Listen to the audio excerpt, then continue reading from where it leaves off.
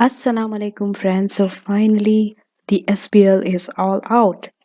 I know you people have been eagerly waiting that when I'm going to start SBL videos. I've been getting questions. So here you are. The reason I took so long for this SBL video is because this is one and only video where you don't need to go to any other places for help, for guidance. How to proceed with SBL, how to start with SBL, what are the things I need, what are the resources I need, how do I do exam, how does an exam look like, how many hours I have to study, where do I get the textbook, everything is included. This is, you can say, all in one. Everything is there, whatever you need for SBL to pass from day one until you give the exam, everything is there in this video. You will get it. So make sure that you watch this video till the end. This video is a long video, but since everything I have to compile from different resources, that's why I took so much of time to prepare this video for you people. It's a lot of hard work I put here. So I hope that you will watch this video till the end, share it among your friends, and I want maximum view on this video. I want it to be the number one video. In fact, it should, in my channel, because I worked so hard for this. I've never worked hard for any video, but this I took at least 3 to 4 days to prepare this. I have compiled things from different resources, different places, so that you get it everything in one place. All the ACC students, so whether you are giving SBL for the first time, whether you're repeating SBL, whether that's your last paper, this is the thing which you need. It's a help. Okay, and do let me know in the comments, how did you feel, what are the improvements, okay, what are the things I forgot to include. Okay, I tried my best so that I could include everything without missing out anything.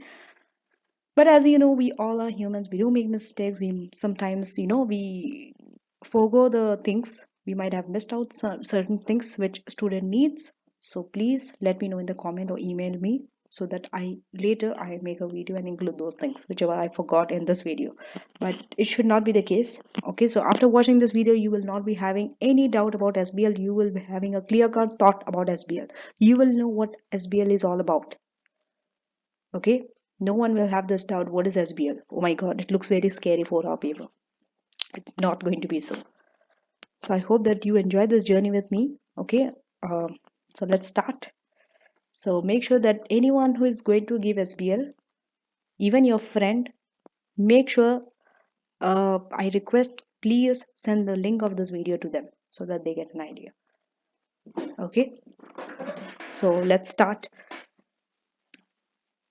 The topics that I'm going to cover in this videos are syllabus coverage, how the syllabus is, how are you going to examine the syllabus, what are the important things you need to pick up from the syllabus that you need to study, one needs to study for SBL, how many hours you have to put on to pass SBL, what is about this exam, how the exam format is, the structure, the layout, how do you manage time in SBL with so much of information. And finally is FAQs of SBL. FAQs are like the frequently asked questions. What are the questions commonly asked by students on SBL? So that we are going to solve. The answers will be given. Okay, so let's start. Now, what do we need to focus on? These are some important areas where a SBL student, not only SBL student, any ACCA student needs to focus. Okay, but the emphasis is more on SBL than any other paper. Okay, so SBL knowledge and skills. What is the knowledge that a student needs, and what are the skills? Professional skills. Strategy to pass, what you should do and what you should not do for this exam, how to write a solid script, because SBL is all about writing. One needs to know the technique, and examiners, what the examiners are specifically looking for in SBL, one needs to know that, because if you don't know that, you cannot write. Even if you write, you don't know whether it's correct or not. Okay, so let's start. So let's start with the syllabus and what are the changes in the syllabus from the old this thing for SBL. So let's start. So now we are going to go through the SBL syllabus, because it's very important that before you start any paper, you need to know what is the syllabus and the guidelines and how to start about the subject before we go in depth. how is the exam, how it looks like, how many marks, how to attempt the questions. We will be solving all that in this video. But first, now we'll be going in depth in the syllabus. And this syllabus is valid till June 2022. As you can see, it is from September 2021 to June 2022. That means you can use this for the upcoming session, March and June, the syllabus. Okay, because after June, for September 2022, the syllabus might change. If it does not change, you can still use the same syllabus. Otherwise, you have to get the new syllabus. It will be updated in your ACCA website. So now let's go through the syllabus. I'm not going to read the whole syllabus, and you must have, uh, some of you must have gone through it already. But for those students who are very new to ACCA, okay, specifically the ones who have got the 9 paper exemptions and they don't know where to start. Maybe their first paper they might end up giving SBL. That's why it's very important that you need to know this, that this syllabus and whatever I'm presenting you in this video is already there in your ACCA website. I'll be showing you shortly after this, okay, after a few minutes, how to access these resources from your ACCA website. Okay, I will be showing you a demo. Okay, how you can download the syllabus from there, so you yourself can have the syllabus on your hand and go through the syllabus. Okay, at any time you can read it in depth. I'm not going to cover in detail, okay, all the things which is there in the syllabus, but I will just take you through so that you get a rough idea. Before you actually start this learning SBL, you need to know what is in the syllabus. Okay, because most of you, what do? You just get the textbook, get the revision kit, automatically day one you're like, okay, let me do a revision kit question, but it's not possible. My dear students, you cannot do it. Okay, you need to accept that you cannot do revision. It's a different nature. You have never come across this type of papers. Very practical paper, one integrated case study, 4-hour paper. You cannot attempt it. Okay, and just knowing the things, knowledge from your textbook is not enough. You need to know the syllabus. Okay, so now let us go through this. All those things you can skip. Okay, it always repeated. What's the main thing is here. Number 3, the structure of ACCA qualification. Now, why I am telling you about this structure of ACCA qualification in SBL, you might be thinking, why not? I'm talking specifically only about SBL. Why the whole ACCA? Because for those people, as I told you, some of you are very new to this ACCA.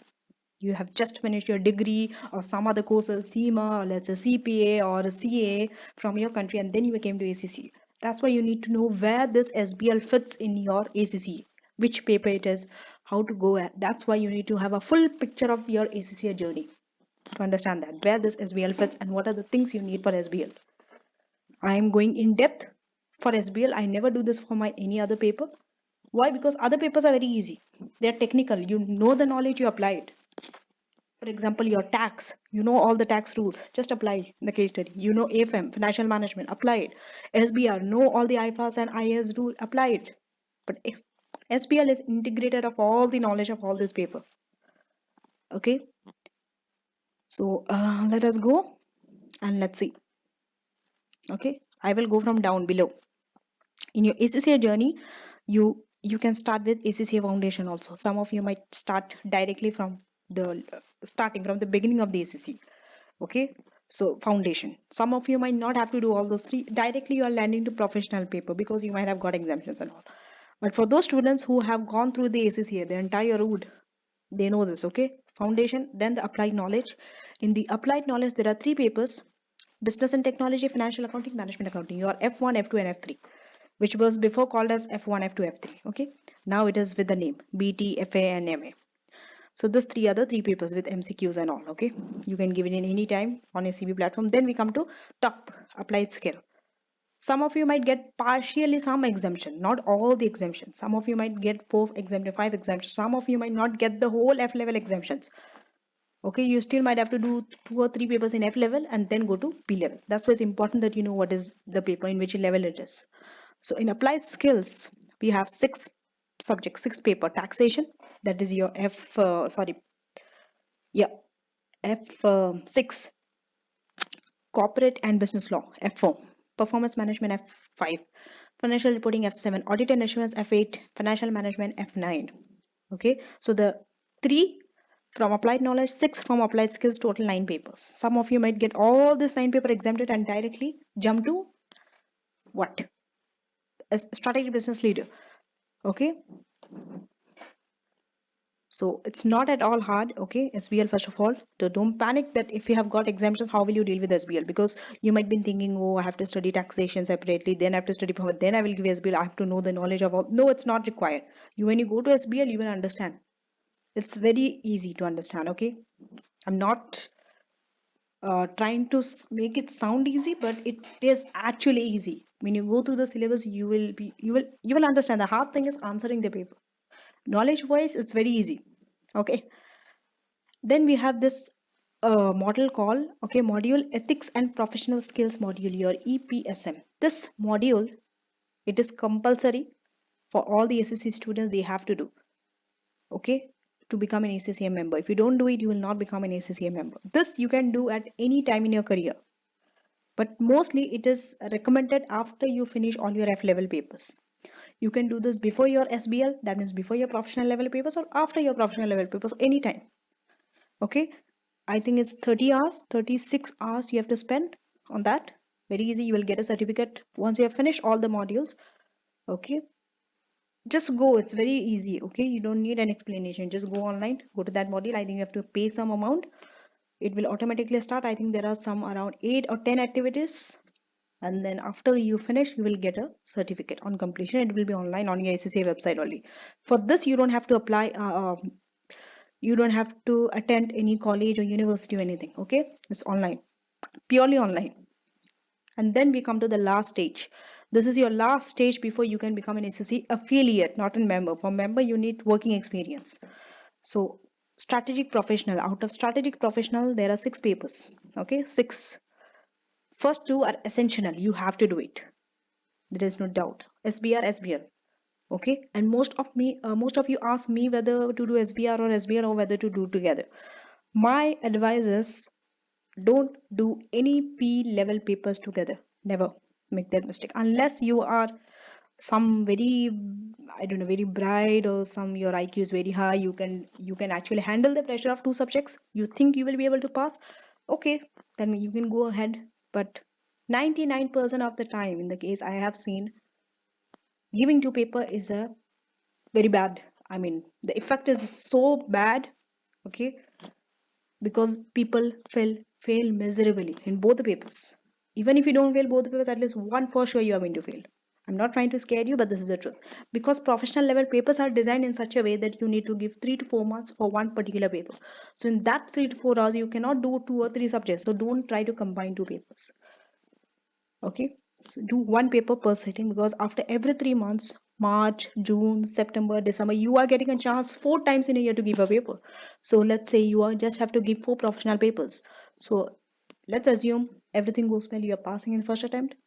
Within 1 year you can complete, or maybe 1.5 year if you have to repeat few papers. So it's not that tough.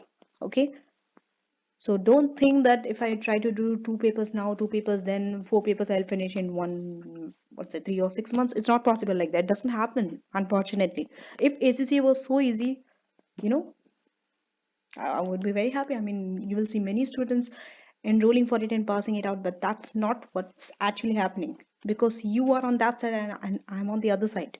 So I can see the reality. I've come across all those challenges and I've passed, and I'm here to teaching you people. Because I'm an SSC affiliate, so I can understand the journey.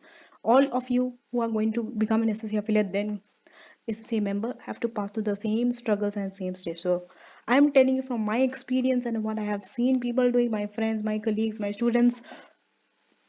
I'm telling you, I'm advising you, please don't do 2 papers together. Don't even ask me. I'm not going to answer anything, your questions if you ask me, because multiple times I've told you, do not do that. I know the breadth of the syllabus, the depth of the syllabus, the time it's needed to do professional papers, so it's not. Yes, let's come down to applied skills here and applied knowledge. These 2 levels, you can pick multiple papers, maybe 2 or 3 papers in one sitting. That's okay. That's manageable because papers are in such way. But when you come to professional level paper, especially SBL, you cannot. You cannot. And don't give me excuses like, okay, I have seen my friend passing 2 papers, with being high rank. Okay, there are exceptional cases, but what happens? We don't work on exceptional basis. That's what I'm trying to explain to you. Especially, I don't work on exceptional basis. We work normal, rational people will work on the majority basis. So majority says that no, two papers you should not go. If you see 9 or 10 students in a class giving two papers each, only one out of those 10 students will pass both the papers. So the chances are very, very small. The probabilities are very, very less. So why? Then why do you want to take that risk? Isn't it better that you pass one paper completely and then you're free from that tension and then you can focus freshly on a new subject? I used to do that. I used to give one paper only per setting because it gives your mind, your mind is clear that okay, this is the paper, this is only subject I have to do. You can give it more time towards that subject, and then it increases your chances of passing that paper rather than just trying to complete just for the sake of completing the syllabus. You are completing both the papers, and at the end, what happens? You know the result. We don't pass. So okay. So we should avoid this mistakes. Don't do that. Okay. SBR at SBL. Okay, do any one paper. I don't say you have to start with SBL only. Start with SBL and then this is paper. That I never say that. You can do any paper according to your choice. ACCA gives you that flexibility. Okay, you can even give SBL at the end also. There is no harm in that. Okay, I have done SBL at the end. In fact, SBL was my last paper actually because I feel it's more comfortable to give other papers because it's not more. I'm not more curious about other papers. I know the format, everything is there. So other papers, since SBL is a different nature 4 hour paper, I thought it's better to give at the end. After I have the knowledge of all the other professional level papers, for example, SBR, I can take some knowledge of AFM, ATX and all. So it really helped me a lot. But I'm not saying that you have to do at the end, but it's your choice. And options, pick 2 out of the 4. Okay, it's your choice again. Okay, you can do either essential first or options first or SBL in between also you can do. It's your choice.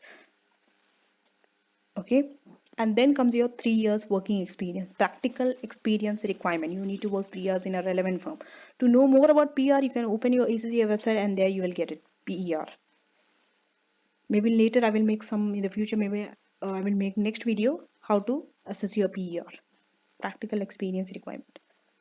Okay, you can work in an audit firm, tax firm, accountant, and get the 3 years work experience, and you will become an ACCA member. 3 years means 36 months. Okay, it has to be 36 months.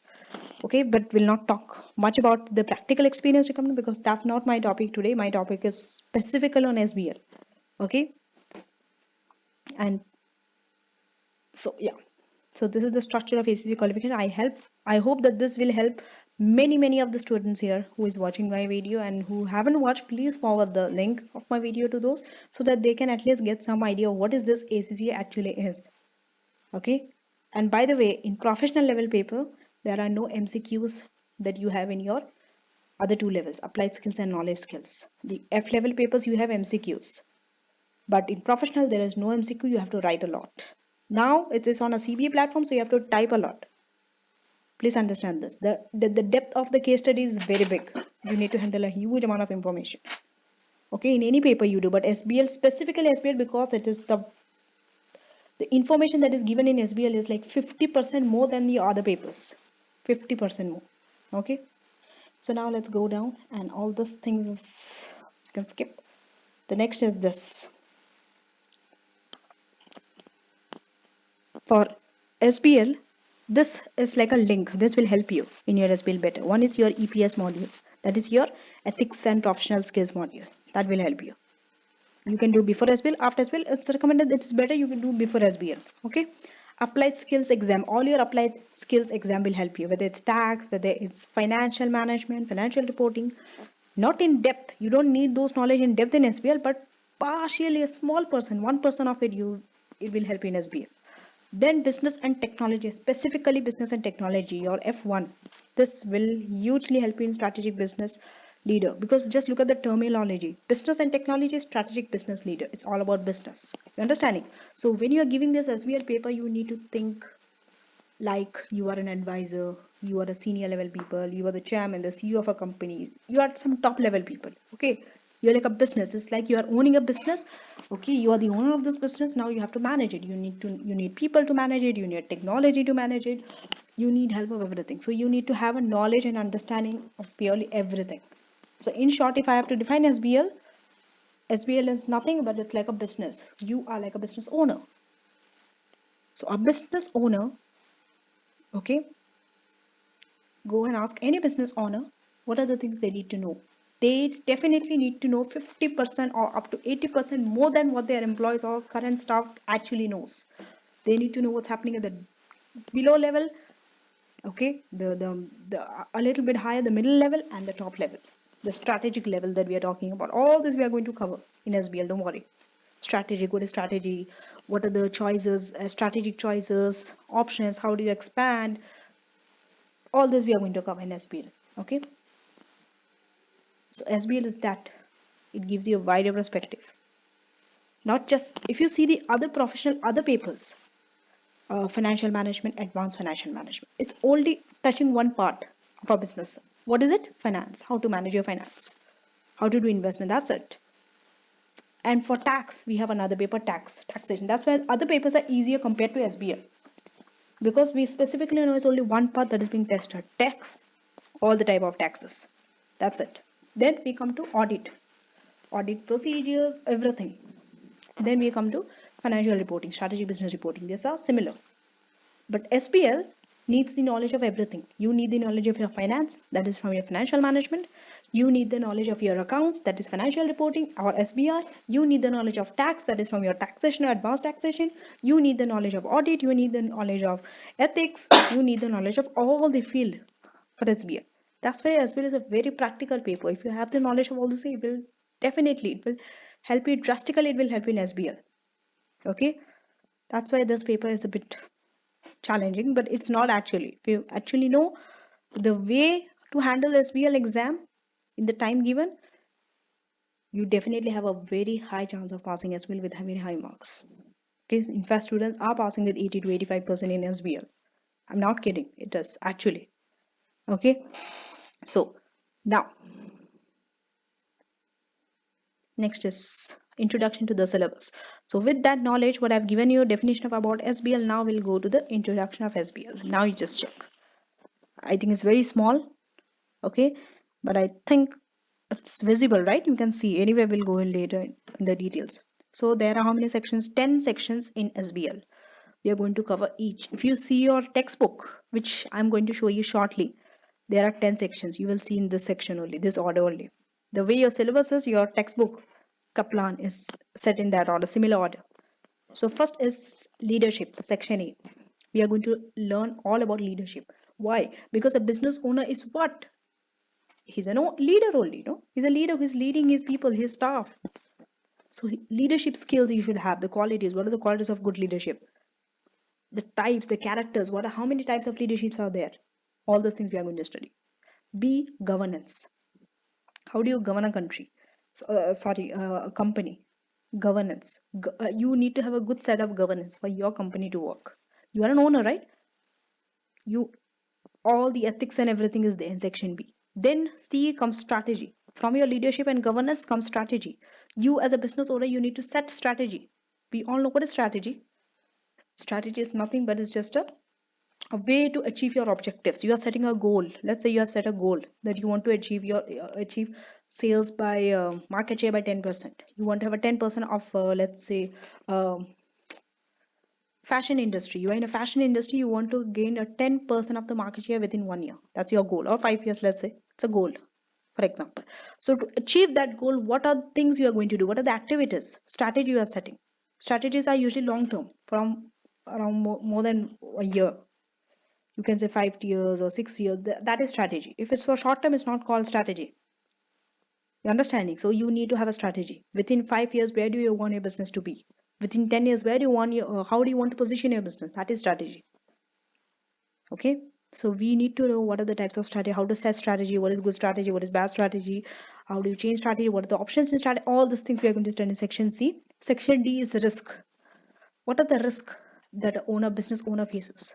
There could be so many risks. It could be legal risk, it could be financial risk, it could be market risk, it could be interest rate risk, it could be health and safety risk, it could be reputational risk, all the type of risk. How to manage those risks using a model. Remember, for all these things, we have model. For leadership, to assess leadership, we have a model. Governance, we have a model. Risk, we have a model. How to manage model. I think we all know that. It's called Tara model. Strategies, there are models in that to set strategies. Pestel, ANSOF matrix, all those things we are going to study in SBL in depth. Then coming down, technology and data analytics. No paper in SCCA you will see without this technology and data analytics. It's so very important in today's world, especially. It was not before, but now you need to know about. You need to stay ahead of your competitor in terms of technology. In terms of data analytics, data analytics means taking a vast amount of data and analyzing the data. We have certain sets of people also for that role. Okay, all the technology, cloud computing, the risk of it, the benefits of it, how the company can adopt, all those things we are going to study. Organizational control and audit, section F. That is for auditor's part. You see, you are using the knowledge of F8 there, audit. Not hugely, but slightly. G is easier. Finance in planning and decision making is about finance. How do you do your investment? Probability. You go by probability. You make a probability tree, all those stuff. H, innovation, performance excellence, and change management. Remember, sometimes you might have to change your strategy if a company is not doing good. You have to improve your performance. You have to innovate. No business stays in today's time without innovation. All the businesses that you know, pick up randomly any Apple, whether it's Apple, whether it's Samsung, they innovate. They innovate, whether it's on their product, on the process, on the services, on their human, they innovate. So innovation is at the forefront. You need to know about innovation and all. Section A. Then we have professional skills. This professional skill compromises all your, are there 8 sections that you are going to study. All those 8 sections from section A to section H, that is from your leadership to your innovation. These are your knowledge you need to study. For this part, 8 parts, you need your textbook. Whether it's Kaplan, whether it's PPP, does not matter. You need your textbook to study. Knowledge part, you're building your knowledge from it. But after that comes your professional skills. There are 5 professional skills.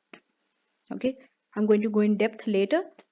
What are those and how do you get the marks? I'm going to show you. But for now, just know that there are 5 professional skills, and the 5 professional skills are worth 20 marks in your SBL. No other ACCA paper is like that. Only SBL, where the professional marks is 20 marks.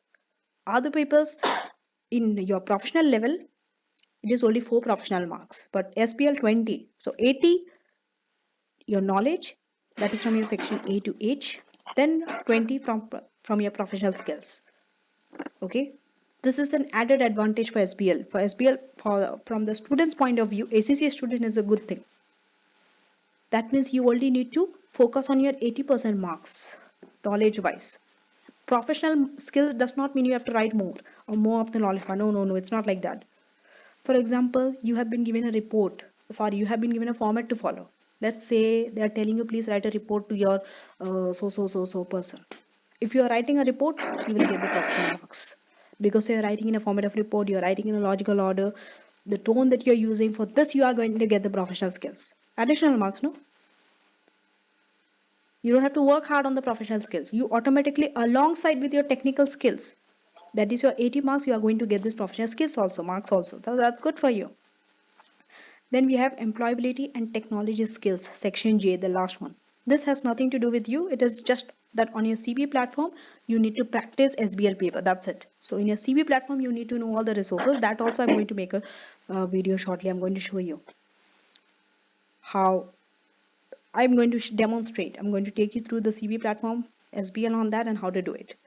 And then at the end, I will be doing a full-fledged questions also on a CV platform, okay, of SBL. So you don't need to worry. This is just the introduction stage, okay? So I think this much of knowledge is enough for, okay? Then this is the syllabus in depth. For example, leadership. So that leadership also has 3 parts. That is subdivided into parts. We need not need to know all those things at this stage, because automatically when you go to the textbook, you will study all those things. Automatically it will be ticked. Okay, so now it will be too much for you if I tell you go through all this in depth. It's not needed, the detailed syllabus. Okay, so one example I can take you through. For example, risk. If you see risk, how do you identify, how do you assess, how do you measure risk, and then how do you manage the risk? Then technology, we have machine learning, robotics, artificial intelligence, big data, all those stuff. Okay. So those things are not needed. This is the detailed study guide. It's not needed. You can just skip. But if one wants to read, please download from ACC website and then read it. Okay. I'm not going to go through it now. So that's it. I have finished the syllabus. Now my main focus is on this summary. What has been the changes in your this syllabus, latest syllabus? Okay, there have been some changes from your previous syllabus. That means from your last year to this year. What is it? You need to know the changes in the syllabus. Otherwise, you'll be studying the old stuff, outdated stuff. You'll be studying. Okay, and hence you are wasting time. So these are some deletion. You can see here. You see deletion.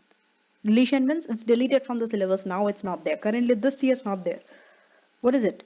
From your professional ethical codes and public interest.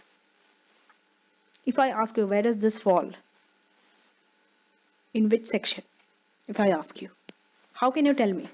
There are 8 sections I told you. Section A, B, C, D, E, F, G, H, H. Okay? We are not taking I and J.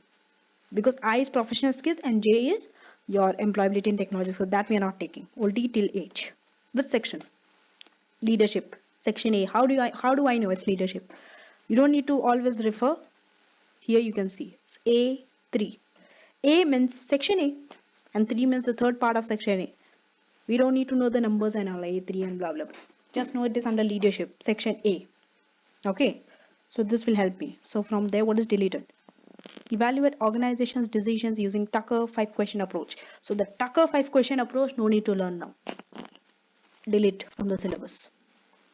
Once more. D, deleted. What is D? I know D is risk. D is risk management. Okay, even if you don't know what is D, at least know from this word. Identification, assessment, and measurement of risk. At least know from this word that it's about risk. Isn't it easy? This is also deleted. What is it? 2 things are deleted in fact. G, recognize and analyze the sector industry specific nature of many organizational risks. So if you have to specify a sector or industry specific risk, organizational risk, you don't have to. Okay, specifically for that organization, what is the risk? You don't have to. Second, explain and assess this one. ALARP, that is as low as reasonably practicable, the short form for that. Principles in risk assessment and how this relates to severity and probability. This also is not there. So whenever you have this type of question before in the past, it's not important anymore. It's delete. Third, this is addition. Always check this column whether it's addition or deletion or some changes in scope. This is addition. They have added this again in the same section. Risk. What is it? Apply the concept of assurance mapping to modern risk management using the 4 lines of defense. This is not there in your before syllabus. Hence, if you are using the old textbook of SBL, you will not see this thing. That's why you need to make sure that you have the latest textbook till June 2022 exam. Okay, I have it with me. Okay, send me an email if you want. I will send you a copy. Okay, in your new textbook you will be having this, the 4 lines of defense. Then we have E3, addition. This is something added. Machine learning, artificial intelligence. AI is artificial intelligence and robotics. 2 things are added. Number 1, benefits of using AI, robotics, and other forms of machine learning. Okay, what are the benefits of these 3 things? That is added. Second, what is the risk and how do you control? And the ethical implications of these 3 things. Next, we have F2, delete from audit. Respond credibly to requests and inquiries from internal or external auditors. Okay, if it comes about inquiries, whether internal or external auditors, delete. Then we have from finance function, again delete. What is it? Organization financial objectives and its business strategies, deleted. Because mostly your financial objectives and your business strategies will be similar, same only. For example, your financial objective is to increase sales by 5%. That could also be your business strategy, right? So why to put 2 things? No need to explain the relation between those 2. It's just deleted. J, add it. Okay, this things is not needed. It is just in your CB platform. All the things you need to know. You need to know all the tools and all and how to assess. That's it. Because now it's on a CB platform. That's why. Now, here, table 2. Table 2 is different. That have been amended to either add scope, reduce scope, or add clarity. Maybe some things were not very clear before. Now they are putting it more specifically so that it becomes more clear. Or maybe they are adding scope. They are putting more things under that, or they are reducing that scope. They are making it very specific that this is only the scope, the range, the boundaries. That's it. That is for table 2. No addition, no deletion. It's not like table 1. Table 1 specifically, this is added, this is deleted. Here it's just about the scope. So under leadership and culture, this, okay. So when you analyze the culture, you need to use models like cultural web. I'm sure you know this from your business technology, your F1 paper. Okay. But most of the people who haven't done ACCA, like got exemptions, came to P level directly, SBL, they might have forgot also what is this cultural web. No worries. We are going to cover that in the lecture, SBL lecture. So there in your textbook. So when you analyze the culture, very easy, use cultural web. Before it was very open-ended. You could use anything to analyze culture. Now, specifically they told use models such as cultural web. That means this is the scope, this is your limit. Second, assess the impact of culture on organizational purpose and strategy. So you have to analyze the culture also. Assess the culture. What is the impact of the culture on the organization strategy? See, based on the culture, strategy will change. Second, then we have again under leadership, but relating more to ethics. Okay. So you have to evaluate the concept of responsible leadership and creation of public value by acting in the public interest. What is responsible leadership and how do you create value for public? Then we have stakeholder analysis. Okay, this is again I think to do with ethics. So you have to explain social responsibility, viewing the organization as a corporate citizen in the context of governance and sustainability. Then we have governance scope. First, what is the role and the influence of institutional investors? You need to know what is it. We are going to cover that in SBL, okay? What is their role and their influence? Specifically institutional investors they are telling. There are so many stakeholders. Out of that, institutional investors are very important. Why? They are hugely wealthy. They have the highest power in the organization. Apply general principles of international corporate governance network, ICG. They are specifically giving you also the model. What do you need to apply? The principles of which things to apply for corporate governance. Specifically, they are giving a model means you have to learn that model. Then for board of directors, there are 3. First, you need to know the duties of the directors and the functions of the board. Okay. Second, what is the importance of induction? Why do you need to have induction or appraise the performance and professional development? All those things are very important for the board of directors. You need to assess. Then, importance, roles and purpose and accountabilities of main board committees. What are the main board committees? We have 4 committees: remuneration committee, risk committee, audit committee, and nomination committee. 4 committees are there. What are their important and purpose you need to know? Coming to public sector governance, you need to know all this. How they are different. Public sector, private sector, charitable, NGOs, quasi-NGOs, these are different forms of organization. Organizations can be formed in many different ways. Okay? Some for profit, private sector, some for government services, public sector, for this thing, some for the purpose of society or they want to give charities and all, NGOs and all. Okay? Concept of strategy.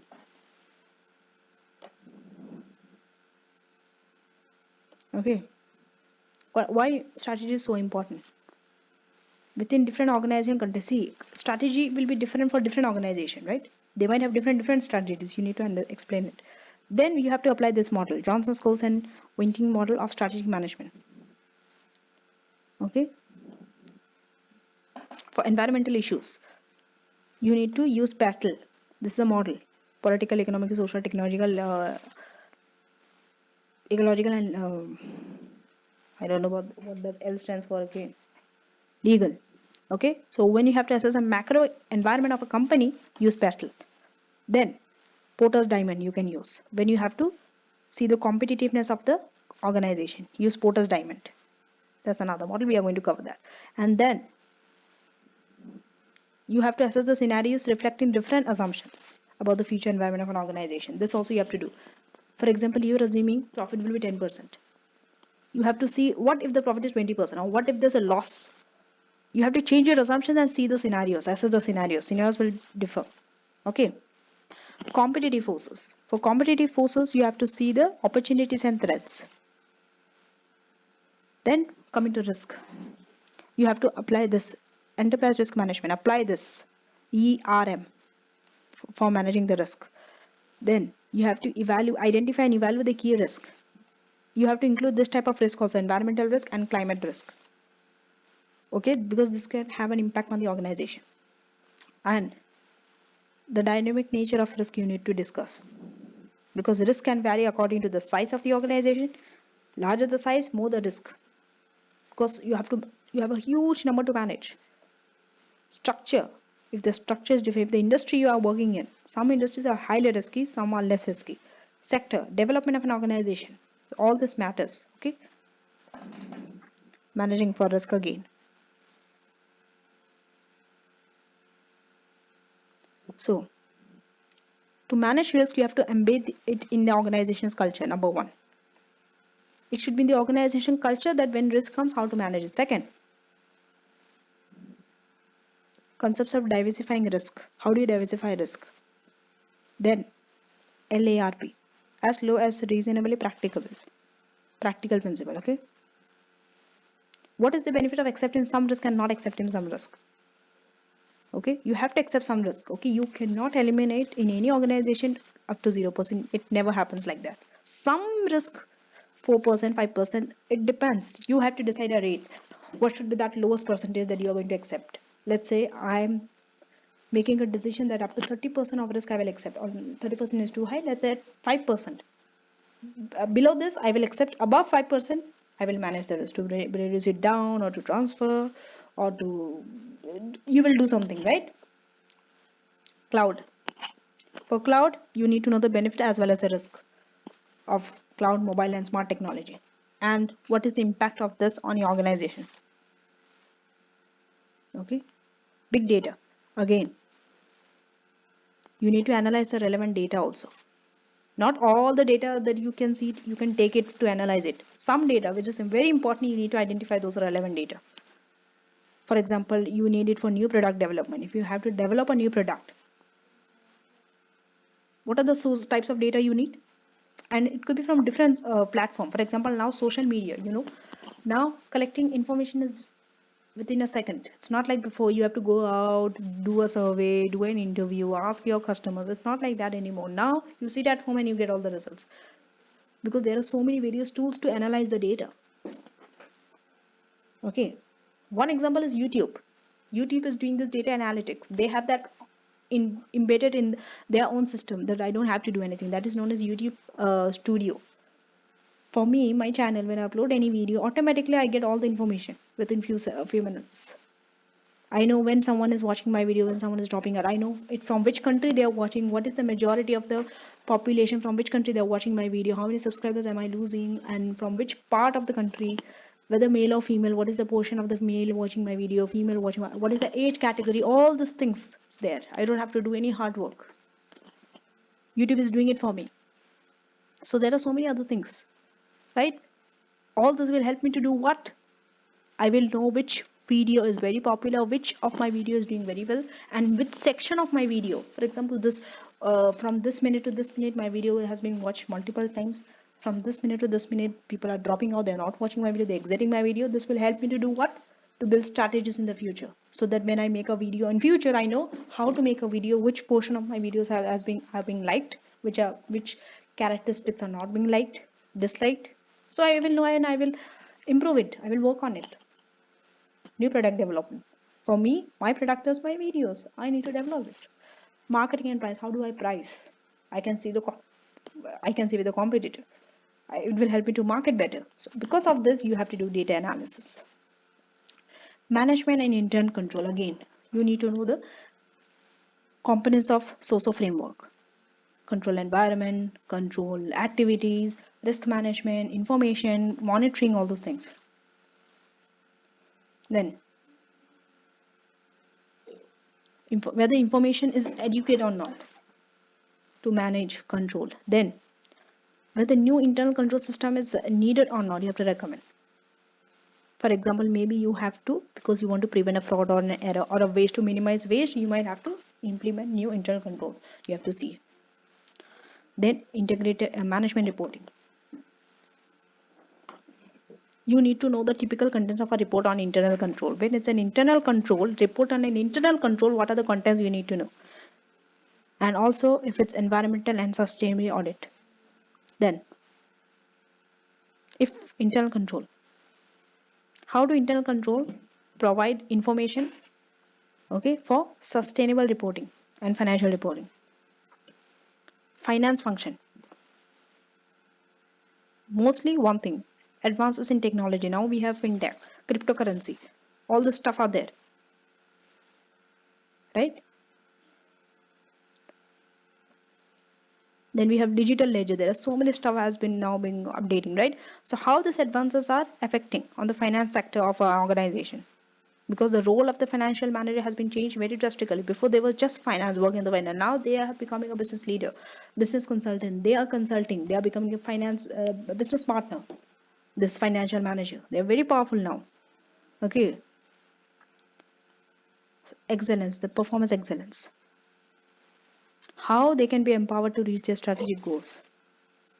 What are their critical success factor in short? For example, in which part they need to focus? Is it their customer they need to work on? Is it their marketing? Is it their branding? Is it their price? Is it their place? Is it their whatever?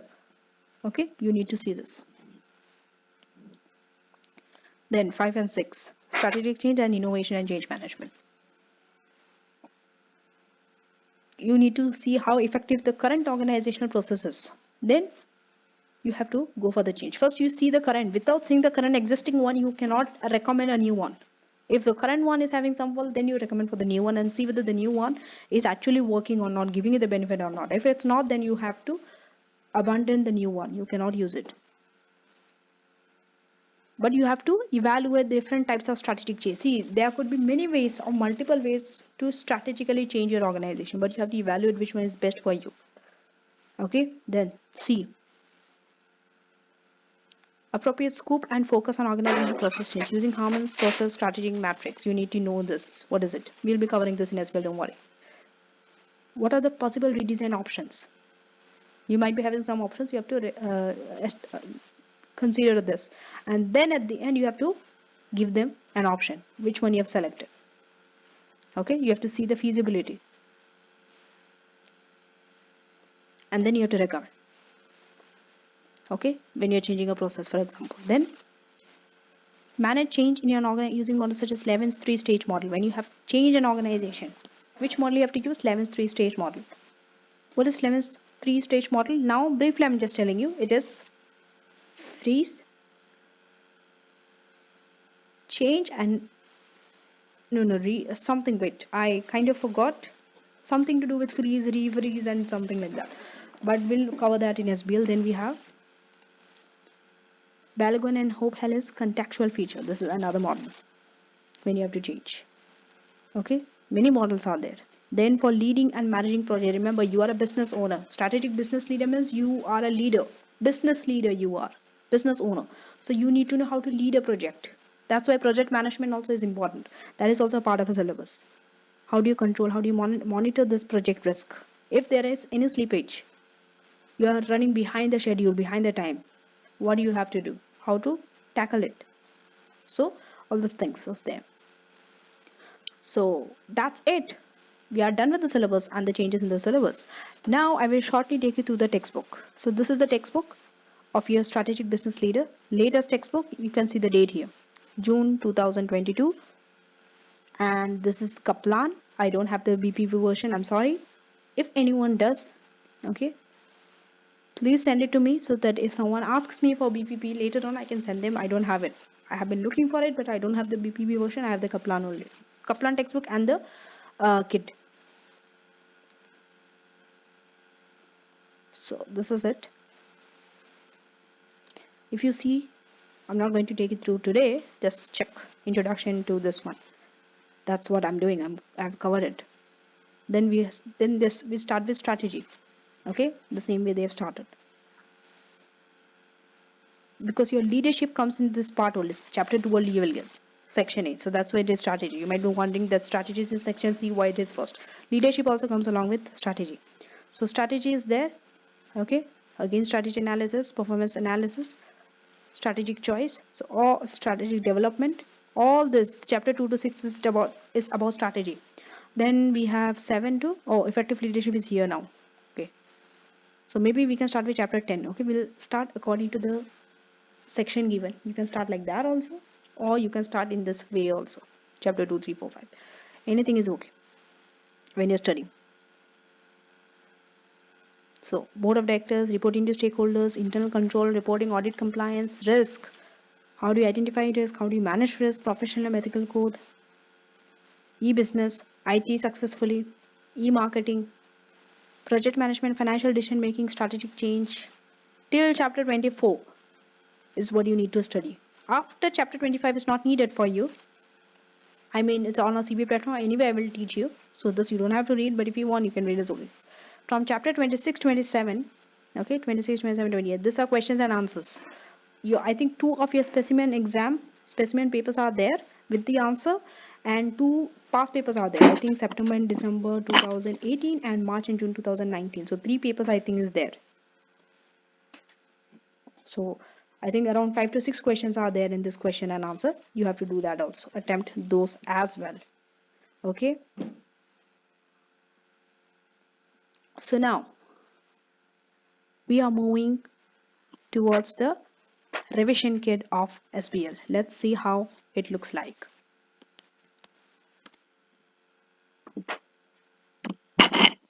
Now we are going to approach the syllabus. Okay, so candidates can be given range of information, okay, from range of different sources. In the exam they will not be given information only from one source.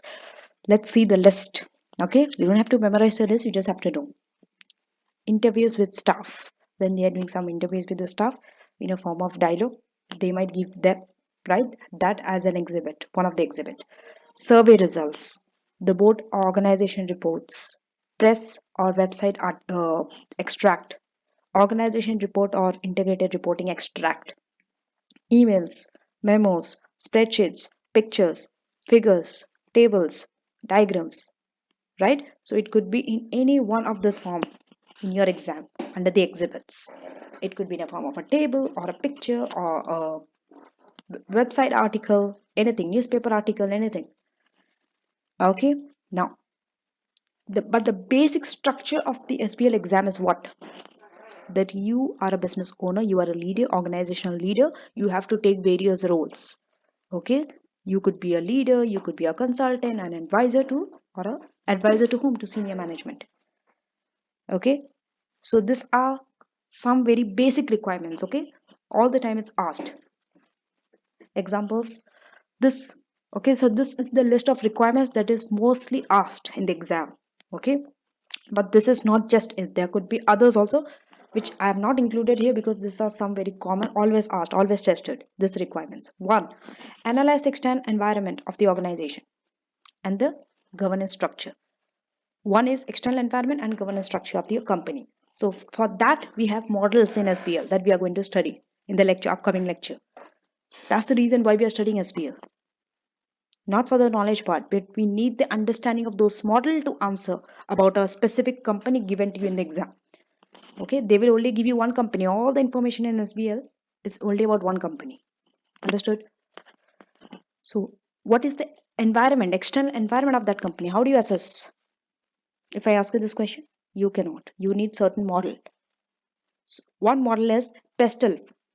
You can use PESTEL: political factor, economic factor, social factor, all those stuff. Then governance structure. To assess the governance structure, there are so many things we need to study. We need to study what does good governance stands for. What does it mean? What are your committees? How the board of directors are structured? How they are composed? What is the diversity? Is it 100% male? Are they taking only old people? Are they taking only freshly new people? How they are? Are they having a non-executive director or not? All those things we are going to study that. For that purpose, we are studying. This is very common. Second, position and evaluate the performance of the organization. This is also another which is always asked. Assess the performance of this company. What is the position of this company? How do you assess the performance? See, when you assess the performance of the company, it's not always financial. You don't always check in terms of profit or cash. you need to check the non-financial factors as well. For example, how the customers are the customers satisfied? What is the result? How will you know whether customers are satisfied or not? You can use maybe the questionnaire, the results of the customer questionnaire or the customer survey, or the website article. What does they give the feedback? Okay, you can get the feedback from your customer on your social platforms such as Facebook. There are now Facebook pages and all. So through that you can assess the performance. So overall performance, overall, you have to take it from an integrated approach. It should be in terms of your staff, whether your staff is happy or not, whether your customer is happy or not, whether the government is happy with the organization or not, all those stuff. Okay, then consider the future outlook for the organization. How do you assess the future outlook? You have to predict, no? You need some models to predict that outlook for the organization that we are going to study. Strategic problems and opportunities. What are the problems and the opportunities of an organization? How do you do that? We have a SWOT analysis for that, but which is not, we don't need the model so much. We all know problems and opportunities. It's very easy. From the case study only, you will understand. Risk. Then we are coming to the risk. How a company manages risk and what is the appropriate control. Whenever in terms of risk a question is asked, a risk is always asked. You cannot skip that question. Risk is, whenever SBL exam has been tested, you will see from September 2018 up to the latest, I think it is March June 2021, all the years it has risk. You will not even see one paper where risk has not been mentioned, because risk is very important. We all know, as far as the good side is concerned, bad side also, the risk also you need to consider, because if you don't know the risk, how are you going to manage the risk? Okay, so manage. And what are the control, appropriate control that you're going to do? You need to know. A business, as a business leader, as a as a business advisor, you need to know all these things. You need to answer. Strategic choices. Are you trying to grow? Are you trying to merge with someone, or you want to organically grow? Are you going for price differentiation, cost differentiation, or focus? Are you going to differentiate, or you're going to supply to the mass market? All these are strategic choices one needs to make. Evaluate strategic choices using forecasting or decision making techniques. There are some models that we are going to cover. Feasible and sustainable solutions using appropriate technologies. Sometimes you might not know a particular model, you forgot, let's say. Then how do you decide? Use SAF model, that is known as suitability, acceptability, feasibility. Whether the decision is, if a strategy is suitable or not, whether it is acceptable by stakeholders or not, whether it is feasible to implement or not. If these three are yes, go ahead with the strategy, otherwise no. So that's how you recommend. It's not very clear cut, so don't be very optimistic about it. It's not very clear cut. If it was very clear cut, SBL would not have been this tough. Okay, so it's not clear cut. You need to dig into the case study. You need lots of reading. You have to have this exposure of reading so much and having a whole big picture overall. Implement change and innovate responsibly. If they want to change, how to innovate, all those things. So if you see, all the 8 sections of your syllabus has been tested, from section A starting with leadership to section H, that is innovation, performance excellence and all. Everything is covered in the requirements. So specifically they will not ask this question is under leadership, this question is under risk. They will specifically not ask like that. You have, the questions will be like this: your requirements, identify, evaluate, analyze, assess, consider. Okay, these are the words. Now we are moving towards how many hours one needs to study in SBL. Okay, let me make it very clear. Number one, SBL is a broader syllabus than any other exams at your professional level.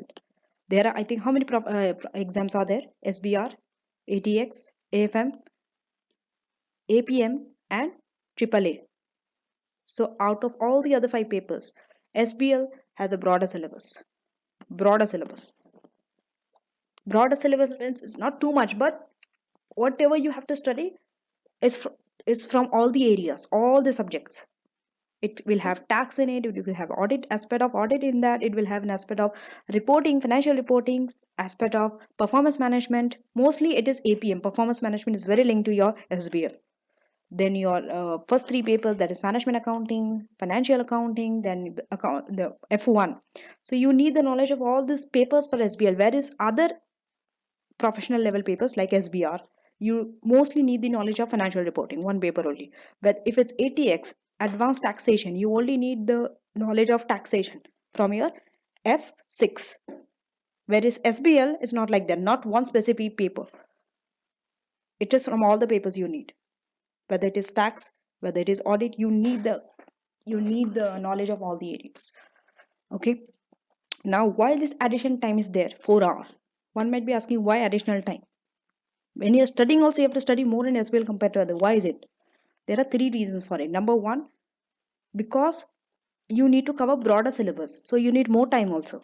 Second, you need to practice enough questions, and the questions are very long.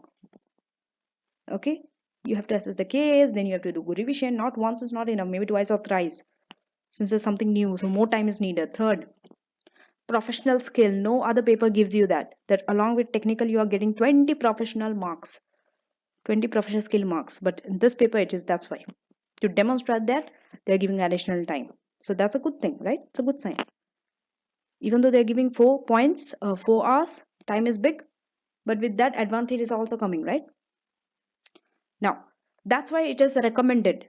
Okay, when you go to any university or you're studying under any educational providers such as Kaplan, BPP, Baker, anyone, they should spend on a student 50% more than any other subject. If they are not, then something is wrong. Make sure that if you're studying under any tutor, if you're not doing self-study, I'm not talking about self-study students now, the one who's studying under some educational provider, make sure that they give you the resources. They spend 50% more in preparation for you, for your exam preparation. In terms of teaching also, they have to spend more than any other paper. Okay.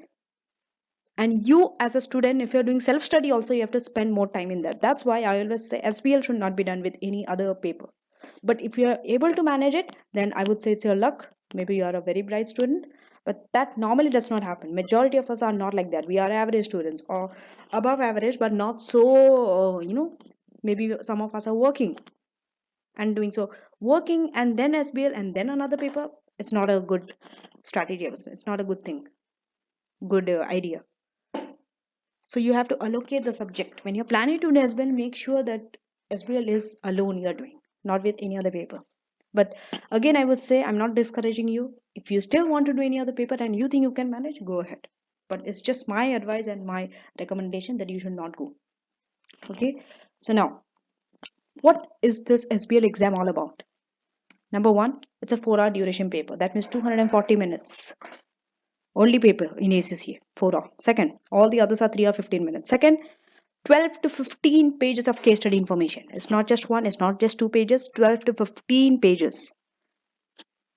It could be 12, it could be 13, 14, or 15. Max is 15, it will not go beyond that. So, this many of case study information, don't panic. Okay. The information that you have to read for each page is not one whole page all the time. Sometimes it's with the graphs, sometimes it's with pictures, sometimes it's spreadsheets, so numbers and all you anyway don't have to read. So, time will be saved there. Or maybe half a page they're taking for one exhibit. So, likewise, for 12 to 15 pages, you need to read and consolidate your understanding. 50 marks to pass like any other paper, 100 marks, but out of this 100, you only have to work on 80%. Once you're working on 80% properly, the remaining 20 marks also come along. For example, you have to write a report. Okay, you are writing, making it in a form of a report, showing the relevant professional skill. For example, evaluation skill, skepticism skill, you are showing it. Okay, you will, along with the technical mark, you will get the 20 professional skill marks. You don't have to work additional. You don't have to work extra to get the 20 professional marks. Only you have to work on 80%. Whereas other papers, you have to work on full 100% marks to get it. Because it's knowledge, right? Knowledge for technical marks, I would say. But in this case, no, only 80%. All questions are based on the same one scenario only. One company, one scenario. It could be any company. See, it's always a good thing to know about certain features of a specific industry. It will help you to answer. For example, if it's an IT company, how does an IT company works? Normally, they give services, not goods or products, like manufacture company.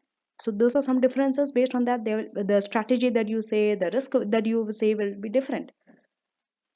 They will be more riskier in terms of uh, cyber security risk, I would say, right? IT risk, data failure risk, than the manufacturing company. Understood? So that's why knowing the name, not so much, you don't have to know detail. One might ask me, how do I know which company I'm going to get? See, no one can predict. No one knows which company you're going to get. It could be any company, a chocolate manufacturing company, an IT company, a public sector company, a charity. It could be anything, not only private sector. It could be public sector also. It could be NGOs also. It could be charity also. Any form of organization could be asked. You have to be prepared for it. I mean, you have to read a lot. You have to know features. You don't have to read in depth. You don't have to know. For example, no one knows in depth how an IT industry works. All the protocols, all the terminologies, no one will know. But at least some basic things, how it is structured, that they give goods or services, do they serve to a vast market, only few market, those things everyone, I guess, must know, right? So yeah, emphasis is on a combination of technical C. Both you have to score, technical as well as professional. It's not just knowledge, you just dump your knowledge in the paper. No. Now managing the time, how one manages the time in SBL. Okay, so when you're reading and you're annotating means you're noting down some part. You're highlighting and saying, okay, this is for this paragraph or this requirement, something like that. So you're reading it only for 40 minutes, all the exhibits. The first time you're reading, you open the paper, okay, out of the 4 hours, the first 1 hour, or let's say 40 minutes, minimum is 40, maximum is 1 hour. One should not go beyond that in reading, okay? So you have to read the case study, all the exhibits, with all the exhibits in detail. Read the background to the case. See, you have to read the background to the case before even reading the exhibits. Okay, that also will take some time. Usually backgrounds are very small, not so much, maybe 1 or 2 paragraphs. That is the thing which is given in the beginning of your this thing before the exhibits. Okay, first scan the list of exhibits. Scan, just go through it, skim to get an idea, overall idea. No need to read in detail before. You are just going to, for example, exhibit 1, 2, 3, 4, 5. I'm going to show you a demo also how it will look like. Okay, read the requirements. You need to read the requirements before even you start reading the exhibits. So reading requirements, scanning the exhibit, reading background, this shall, maybe it will take around 20 minutes. So 20 plus reading all the exhibits in detail, 40. So 20 plus 40, 1 hour you should spend on reading and planning your answer, not writing. Writing after 1 hour passes. So that's why I always say, I have made a video also previously on SBL only, 1 hour. Okay. The golden hour, I would say that first 1 hour is your golden hour, because that decides whether you're going to fail or pass the SBL exam. If you manage that 1 hour properly, rest all is going to fall on places automatically. You don't have to worry about it. You don't have to worry about the remaining 3 hours if you have worked hard on the first 1 hour. Okay, so you should manage, then read the exhibits once requirements have been identified. That shows first requirement, then exhibit. Then objective. What is your objective? Why are you reading it? What is the issue that this organization is facing? What is the risk? What is the governance issue? What is the leadership issues? All those things you are learning. Okay, that is your objective basically of reading all the exhibits for SBL. And when you are writing and planning, 200 minutes, or if you are taking 1 hour, it would be 180 minutes.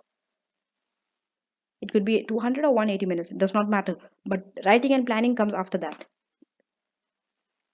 Okay, when you're writing, putting minutes, how many minutes you have to spend per mark. Take the technical marks only. Professional marks are not counted.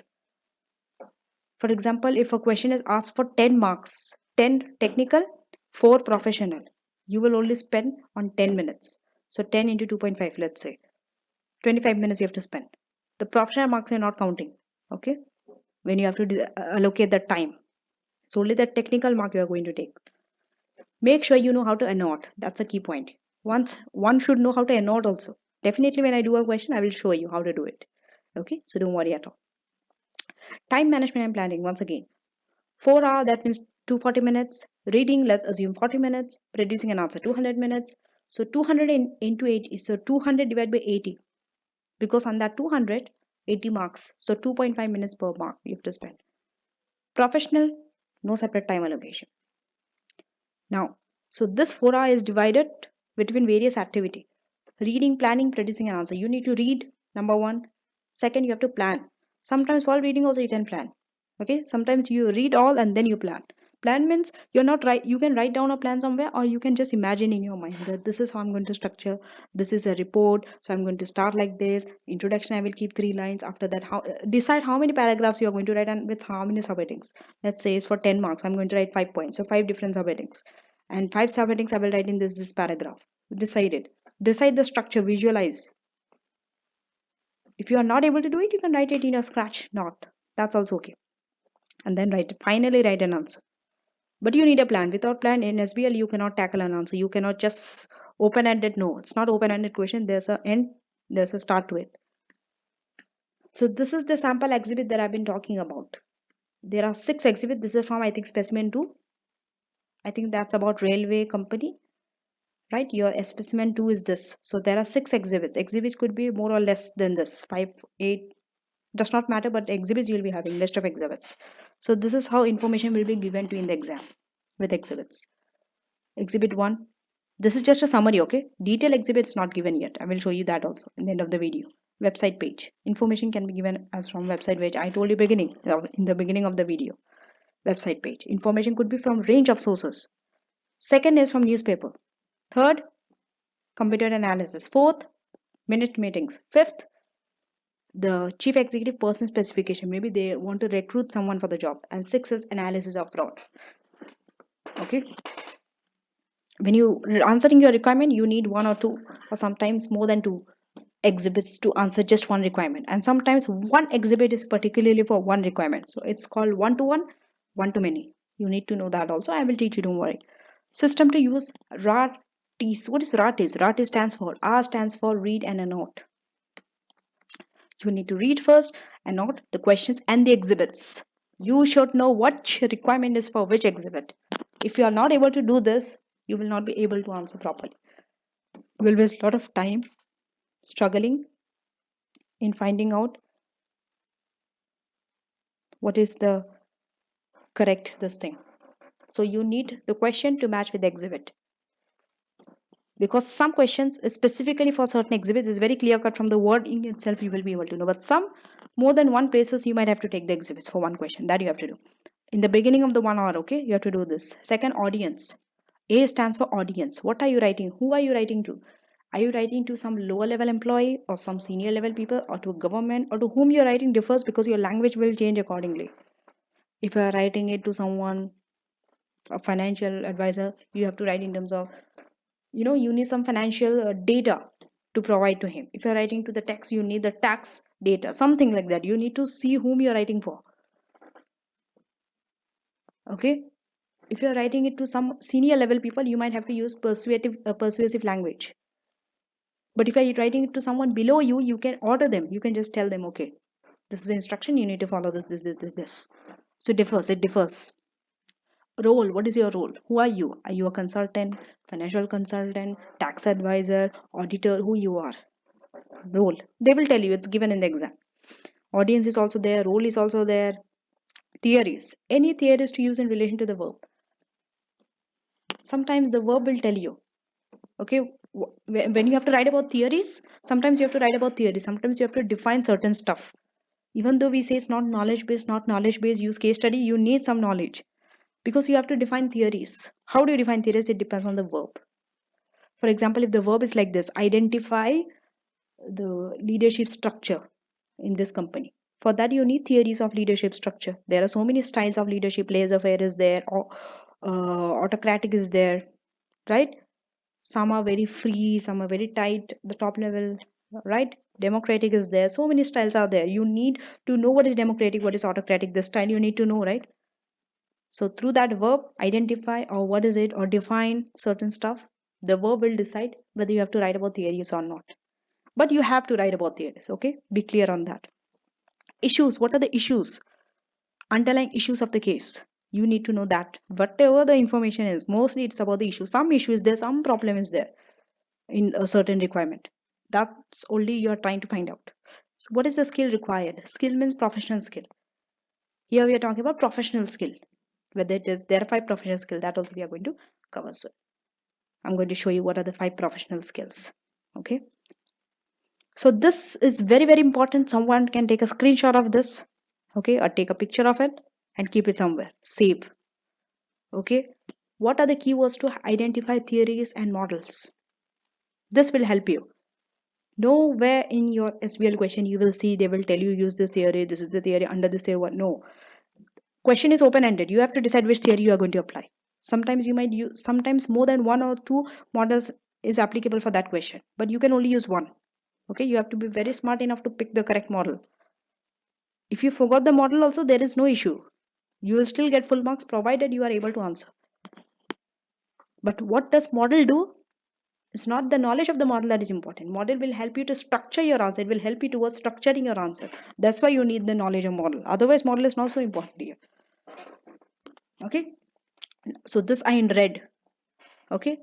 The things are in the red. The models are in black color.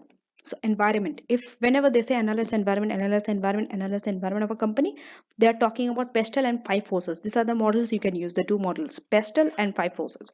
Now, when you are using pestle and five forces, you have to see clearly of for which one of those two more information is given. Is it towards pestle or is it towards five forces? Let's say the information that is presented to you, they are giving you information about political, social, economical, legal.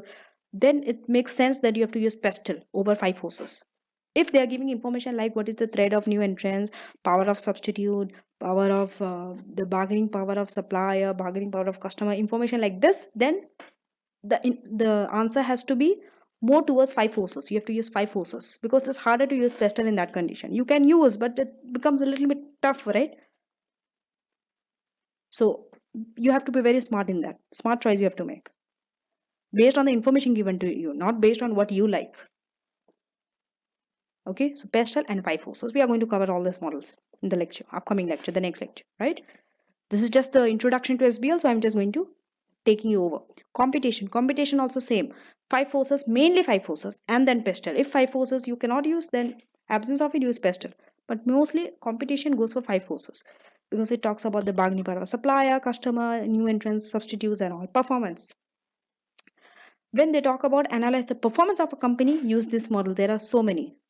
Paul Rich, balance scorecard, CSF, that is critical success factor, KPIs, that is key performance indicator, benchmarking, BCG, that is Boston Consulting matrix, right? BCG matrix. So performance, stars, dogs, cash cow, that one. Okay. Evaluation of strategies. When you have to evaluate strategies, you have to see generic strategy, strategic look, and SAF, that is suitability, acceptability, feasibility. When you have to see whether this strategy is right or not, good or bad, you can use SAF, that is suitability, whether it is suitable, whether it is acceptable, whether it is feasible. If three conditions yes, then yes, otherwise no. Generic strategies are there. Generic strategies means cost. Do you want to compete on cost or you want to differentiate on the quality? Okay. Position analysis. When you have to analyze the positions, use what? Strengths, weakness, opportunities, and threats, or including areas from other models. Other models also you can use. Okay. Portfolio or subsidiary performance analysis. BCG matrix. Okay. BCG matrix. Value or coordination of activities, then it's very easy. From value, the word value says value chain or discussion of supply chain. Very easy. Direction for growth, ends of matrix. Growth means are you growing in terms of market or the product or fully diversification? Both in terms of, so it depends. Then these are some keywords which will tell us which areas are being tested from you. Some keywords, okay? If it's a national this is the other way around. This one was you have to identify the model. Here, okay? Wait, just here it's not about the model. Here it's about mostly the areas that you have to be tested. It could be a model, it cannot be a model, but the first slide was mainly the models that you have to use. So national competitive advantage stands for diamond. Okay, diamond, the POTAS diamond, the four things like a diamond, right? That stands for national competitive advantage. Stakeholder means Manlow matrix. Risk management is risk identification, assessment. ID means identification, assessment, strategy, monitoring. Risk strategies, the TARA model, transfer, accept, reduce, and avoid. Risk heat map. Sometimes you have to draw a heat map also based on the likelihood and the severity, how severe it is, the probability. Social responsibilities, Carroll's theory. Corporate governance arrangements. There are so many things you are going to study under that. The board, non-executive director, chairman and the CEO, committees, diversity, family, code. Next, we have another. Marketing mix element, 7 Ps. If it's marketing mix, the 7 Ps, there are 7 Ps. 4 Ps we already know: price, place, promotion, and product. And 3 more Ps are there if it's a service. What is it? So, I think it's physical, I think it's process, people, and I forgot the one more P, but we'll definitely go through it. Why market online? If it comes regarding online market, e-commerce, the 6I theory. What is the 6I? I remember like integration, then instant, something like that. All the things are with I. That's why it's known as 6 I's. There are 6 I's. Corporate culture. If it's culture, use cultural web.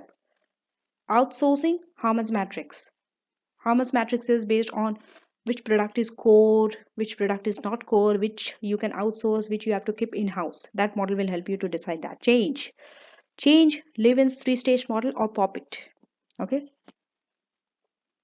Depending on the question, it depends on the question which one you have to use out of these three. Big data. Definitely you will get a question on big data. 3V's theory. What does 3V stands for in the big data? Velocity, that is the speed, volume, and variety. Knowledge management. Cloud. We all know cloud computing now. Okay. We all have account in Apple in cloud, right? Business analytics, security, privacy. IR, integrated reporting. Integrated reporting we know from other subjects also. So easy. Now we are moving towards how to use the resources and study tips. Some study tips. One study tip is spend, okay, in terms of material also 50% more. In terms of studying also longer period. Study SBL over a longer period.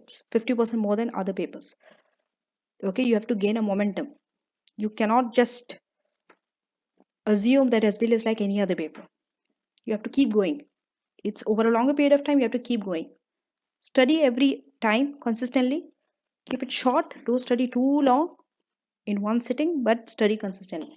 Number one, these are the resources one needs. Okay, make sure you have the textbook and the kit, the latest with you available. Whether soft copy or hard copy, keep one. Does not matter Kaplan or BPP, anyone. I have the Kaplan with me. You can text me, email me, and I will send you the Kaplan textbook with the kit, the latest one. Download the syllabus. I will show. I'll be showing you, right? Just after this slide, how to download the syllabus. Okay, I have shown you in the beginning of the video the syllabus. We have went through that syllabus, but it's better one have the syllabus, and if they want, they can go in depth and read what is there in the syllabus to have an idea. Read technical articles and examiner's report. You have to read before the exam when you're practicing questions, because technical articles is good for your understanding and all. Additional studying other than textbook. Examiner's report will highlight the mistakes that past students have been doing, which you should not do. Practice questions on a CB platform. That also I will show you how it looks like. Just a demo. Visualize. Okay, visualization. So CB platform, you have to practice questions. Now no more writing. You have to type. You have to gain that speed of typing. Now, so let's start with the revision kit. How a revision kit looks. What is in the revision kit? Okay, of SBL. Now I'll be taking you through the SBL revision kit, and I hope, okay, I'm assuming that most of you do have the latest SBL revision kit that is up to June 2022, and if you don't have, you can email me. Okay, so let's revisit the SBL revision kit. Okay, so and this is the Kaplan revision kit. Okay, I don't have the BPP revision kit, so I'm sorry. As you can see the content, some questions are there and exam techniques and all, and then we have some specimen. There are two specimen papers, 1 and 2, and then we have the real exam question that is from September 2018 and to December 2020. Okay, we have 18, 19, 20 for all this March, June, September, December setting. Okay, But after September, December 2020, we don't have it in the revision kit. For those questions, you have to go to your ACCA website and take the latest paper. Okay. Now, as you see the revision kit, index to question, these things are not important. You can just skip. As you can see, I have already shown you the textbook. Okay. When I was going through the syllabus, how in the textbook it has been arranged. The Kaplan textbook. So if you follow the Kaplan revision kit, it follows the same order. The questions are in the same order. Section A was leadership. Under leadership, we have 8 questions. Okay, with the question and the answer. Then we have governance. Governance has a bigger questions. Then strategy. Then risk. Then technology. Organizational control audit. Finance. Innovation part. Innovation I think has the biggest number of questions. So as you can see, each individual section have questions on it. Okay. In my SBL session that I'm going to cover for March 2022, I'm not going to cover the revision kit at all. I'm only going to do the specimen papers and the past paper. Why? You might ask me, right? The reason is because these questions are not relevant. Because your actual exam is not what these questions are. These are just to build up your knowledge of a specific topic. For example, you are answering a question on strategy. Okay, so they will ask questions. It's just they're testing a knowledge part. Okay, whereas the real exam is an integrated case study, everything is there. So it's always better to pass paper. Okay, go through a past paper. And to do a past paper, you need to know the knowledge of all the 8 sections. That's why first finish the whole syllabus in a month, in 1 month or 3 weeks, and then go through past paper, past paper, past paper. That should be your technique to do SBL. So I'm not going to cover. And if someone requests me to do questions, I will not. I think it's a waste of time. It's not valid. Okay.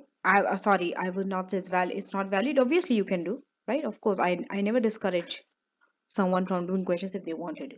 It will build your knowledge, your confidence. But at the end of the day, I feel it's waste of time. Why? Because to be honest, if you ask from me, I didn't do the revision kit questions. I'm being very honest here. I didn't do any question in revision kit. Straight away, pass paper and mocks. That was enough.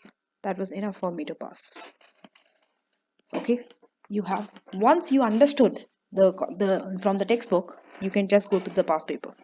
Because past paper, real exam 4 hour paper, you need lots of information that you have to process. That's the real exam, not those questions. Okay, you can do 1 or 2 questions just to have an idea how these questions look like. So do not be afraid if you are not able to finish the revision kit. Do not be afraid if you are not able to understand any question. Do not be afraid if you think, oh, I didn't do any question. You still have, okay, you just need to focus on past paper. That's it. Even if you didn't do all the past paper, at least try to do 2 or 3 or 4 maximum past paper to have an understanding. If you are able to solve, okay, do the past paper well.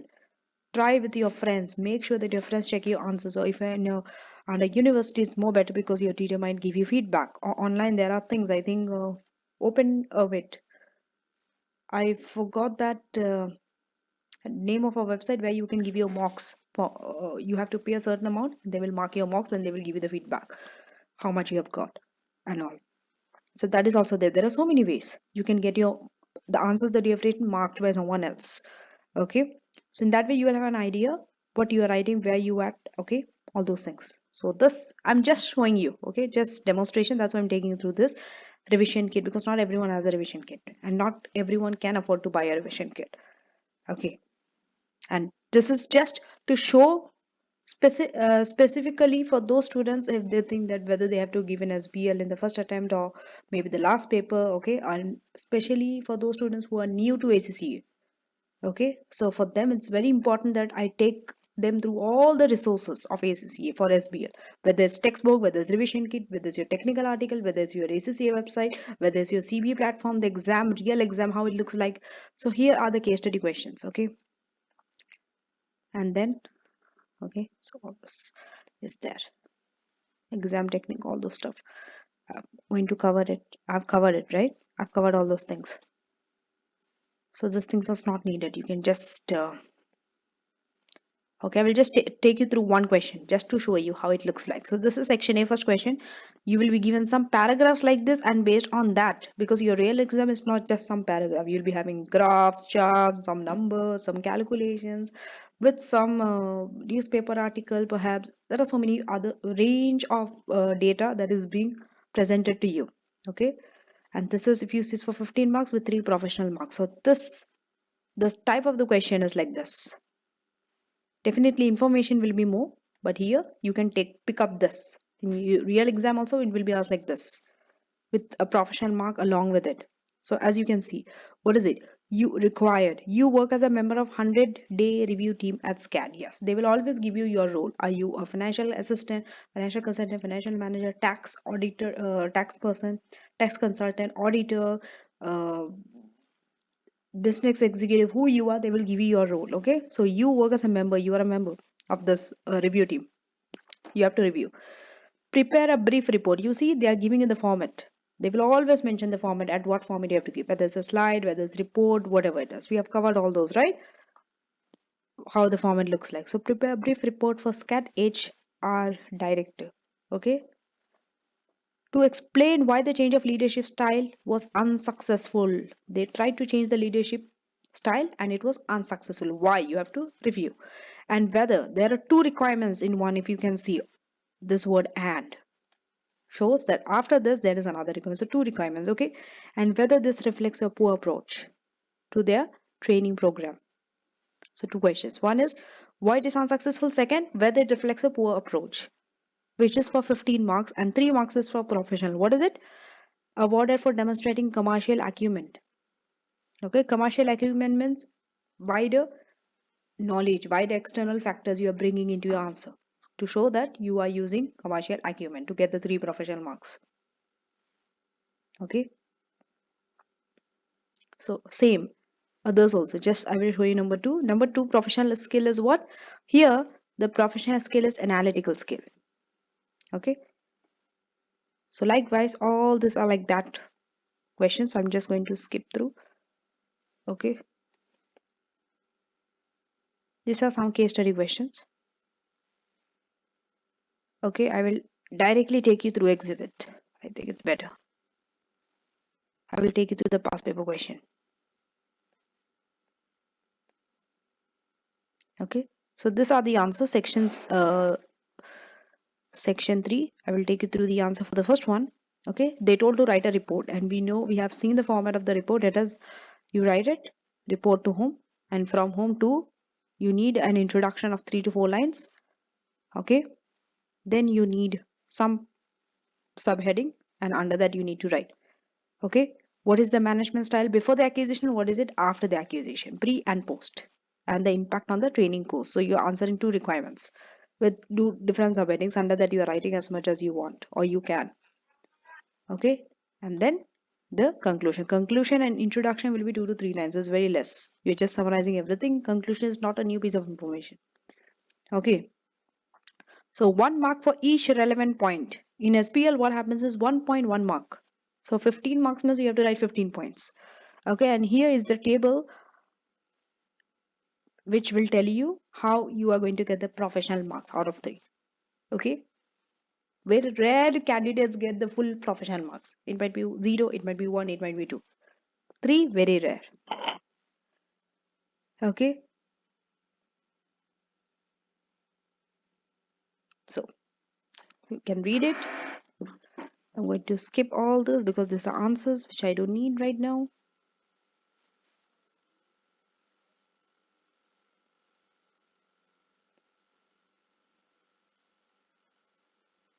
Okay, here, answers to case study questions. Okay, case study questions also I can skip. That is also a full-fledged exam like question.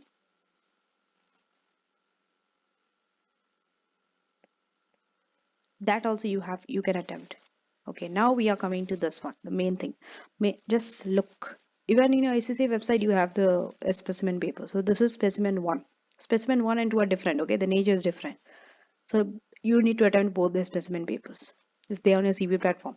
So as you can see, you will always be given the name of the company and some background information will always be given. Okay, SBL exam always is just asked in this manner only. Information might change. The length of the information given to you, data might change. Some might be small, some might be less, some might be with picture, without picture. But the order is same. Structure is same. It is standard format. Okay, you'll be given the background. This paragraph is the background of the company. What company you are into? What are you planning to do? How many products? What is in your market? Right? Then we have like this exhibit. This is just a summary that what each exhibit talks about. Exhibit 1, 2, 3, 4, 5, 6. Yes, mostly around 5 to 6 exhibits. Sometimes it can go up to 7 to 8 exhibits also. Okay, so that it's not fixed that only 5 exhibit will be asked, only 6 exhibit. No, that might change. But exhibits, there are multiple exhibits. They will not give you 1 or 2 exhibits. Okay, definitely it will be more than 4 for sure. 4, and I think 8 is the max. Okay, so if they give you 8 exhibits means under each exhibit they'll be giving you small information. Okay, if it's 5 exhibits they might give you a bigger information in 1 or 2 exhibits. Definitely 1 or 2 exhibits is really long compared to the other 3. It always happens like that.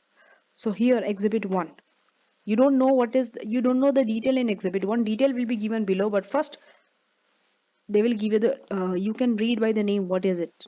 It is about organizational overview. First one, it's a report. It talks about external environment and business model. Second is about interview between this and this, the CEO and the DCS company. 3 is about financial and integrated reporting, financial and other information from this year to this year, 2012 to 15. Exhibit 4 is about some board meeting notes. Okay, some choices that the company is making, some strategic choices. 5, some future strategies. Okay, 6, minutes from the focus group meeting. Okay, so follow your findings. You are starting to prepare. You have to prepare a consultancy report. Okay, so these are the tasks given to you. You'll be given the task like this. Task means your requirements. Okay, task in other words means requirements only. You can have, I cannot say how many requirements you will have. It's not fixed. There can be 3, 4, 5, 6. Okay, along with it only professional marks will be given. So as you can see here, task 1. From the information you have collected, draft a section of the consultancy report for the directors of this one. You have to include this too in the report. What is it? First is analysis of the industry. You see, analysis of the industry. Just now we saw, right, in that table, that index. When it's an industry, what is it? Which model is coming into your mind? Immediately when you see the word model should come to your mind. See, nowhere in your SBL question they specify the model. That use this model or what is the model. They never ask you questions like that. You need to use that model to answer it. Model is basically helping you to answer. Okay, whether you write the name of the model or not does not matter to your answer. So industry means, how do you analyze industry? Using which model? Porter's, Porter's, Forces, Porter's Diamond. Okay, okay, and market. So one is industry, one is market, in which they are competing. So you can use Porter's Five Forces, Porter's Diamond, or you can even use Pestle to do the analysis of industry. You can do Pestle analysis, political, social, and all those things. Then second, evaluation of the overall performance. So this is regarding from an integrated reporting perspective. Integrated reporting perspective means when you talk about the performance of a company, what should you do? Remember the 6 capitals: financial, human, manufacturing, relation, or all those capitals. According to that, you need to answer for 12 marks. And 4 professional marks is what? Evaluation skill. Evaluation skill means what? Evaluation skill means pros and cons. Pros and cons. Evaluation skills means you have to write pros and cons and evaluate whether which one is better. Okay, so B.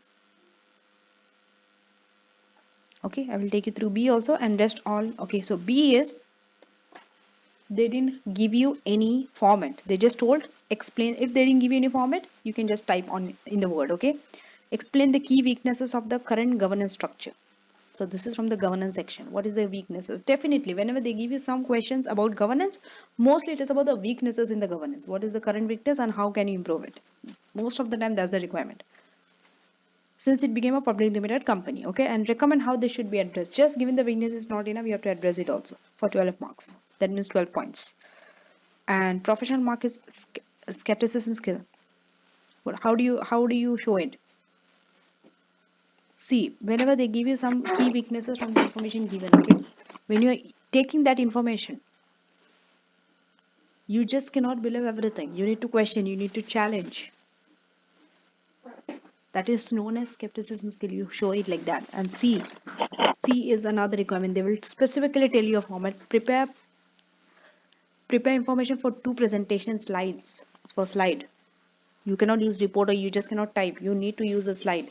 There are 3 sections. I will take you on a CV platform and show you 3 format responses there. One is Word, one is Excel, and one is slide. So slide you need for SBL. On other subjects you don't need slide, but for SBL you need. Okay. And with the bullet points and some supporting notes. Okay, that's how you give slides. Sometimes supporting notes they don't ask, but most of the time they do ask. What is it for? To show the benefit and the main opportunities for big data analytics. Mostly for big data analytics, when it comes, mostly they ask about benefits and drawbacks and opportunities and all those stuff. Here the professional skill is what? Communication skill. Mostly for slides is communication skills. How do you present the slides? How do you decide that this will be in this order or this things will be in this bullet point? So that's how you're going to demonstrate your communication skill. Okay, and rest all follows it from there. Okay, so similar you will see. Then task 2, then task 3. But by reading it, you should know which exhibit you are going to use. That should be there. That definitely I'm not going to show you now. I'm going to make a separate video for that and show you when I do a question and all. How do you link exhibits with the correct requirements? It's very important. You have to know. You just cannot blindly keep on reading all the exhibits and find the right information for that exhibit. That requirement you will waste time. For example, first requirement, task 1, analysis of industry and market and overall performance. So for overall performance, you can use this. Exhibit 3 is needed, isn't it? Because this talks about business performance and all those things. Exhibit 3, first requirement. And exhibit 1 also you need, because it talks about external environment and all, because you have to assess that. Okay, you might use exhibit 2 and some other exhibits from here, but 1 and 3 definitely looks like that. Okay, some exhibits is very clear cut, short, that you know that this is the exhibit only for this requirement, but some you don't know. That's why you always first have to read the requirements and then read the exhibits, so that when you read the exhibits, you know, okay, for this requirement I can use this part of the information. Okay, that also I will teach you later on. Now it will be too early for me to show you, because we are not solving a question. I'm just taking you through. Okay, so here they have. Okay, now is the time for me to go through the detail. So this is how it will be presented to you. Exhibit 1, now they are giving you the detail. Organization overview, external environment, business model. You see, 1.5 page. Then exhibit 2, it's an interview, so you will see it in a form of dialogue. Exhibit 3, some finance numbers are there. Okay, gross data and ratios and all. Exhibit 4, again is a report. It's quite big, right? Around 3 pages. Damn. Exhibit 5, you see, with some numbers and all. Exhibit 5 is small. Mostly you don't have to read much because it's numbers. So some exhibit you can save time. You don't have to read much. For example, this, because these are numbers. What are you going to read it? You just need to understand, okay, this. But some exhibit you need to read a lot, especially when it's not numbers. Okay. Exhibit 6. So you see, exhibit 6 is just 1 page. Usually some first 2 exhibits are usually longer compared to the rest of the other exhibits. Usually that's what the pattern I've seen, but it could be the other way around also, because first 2 exhibits they usually give you the background of the company, so that's why. So that's it. Now they are giving you the answer. Okay, I will take you through the answer also. You see, you are supposed to write a report for the first one. So for report, you are writing an introduction, 2 or 3 lines, then bargaining power of buyer. See how you are not using the model, you are not mentioning the name of the model that you are using.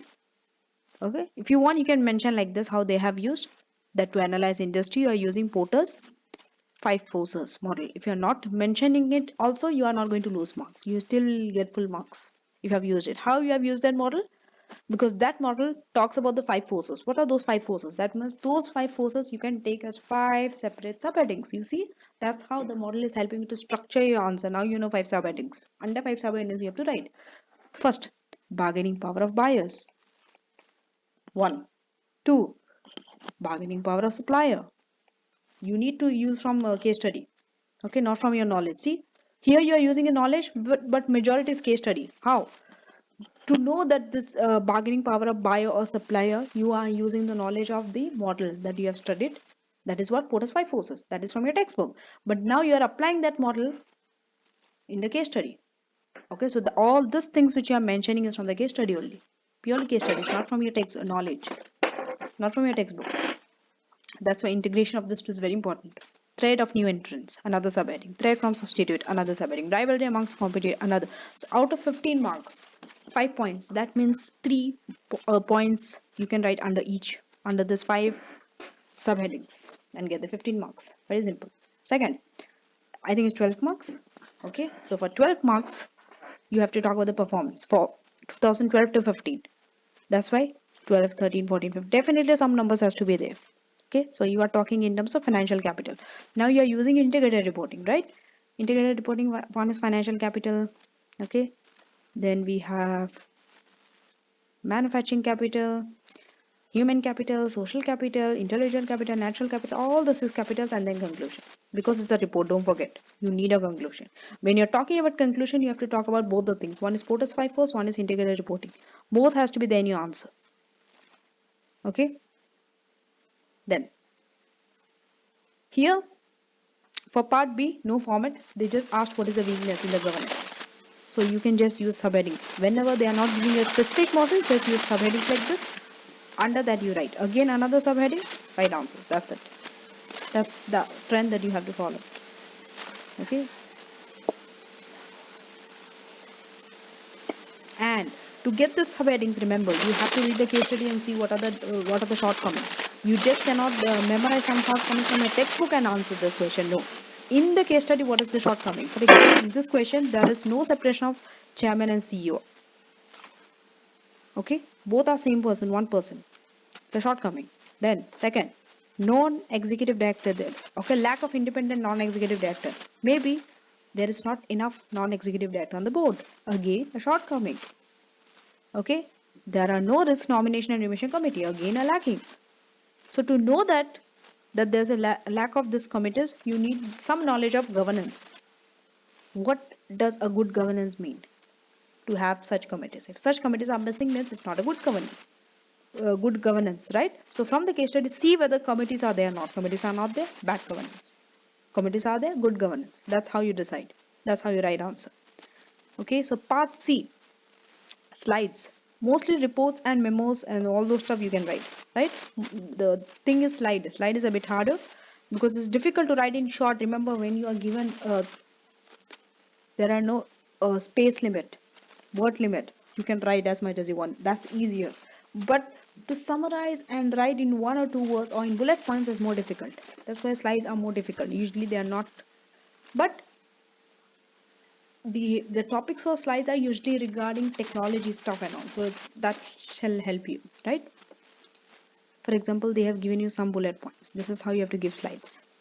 Advantages of cloud computing, cost reduction, better decision making, research and development, all those stuff.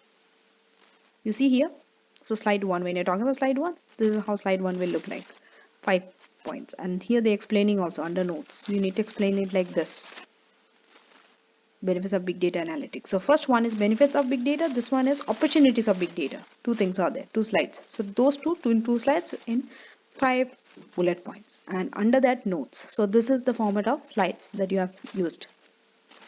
The rest all you can follow. Okay, they have told you heat map, so you need to draw a heat map like that. Okay, and then you talk about the different risk, business risk, strategic risk, you have to talk.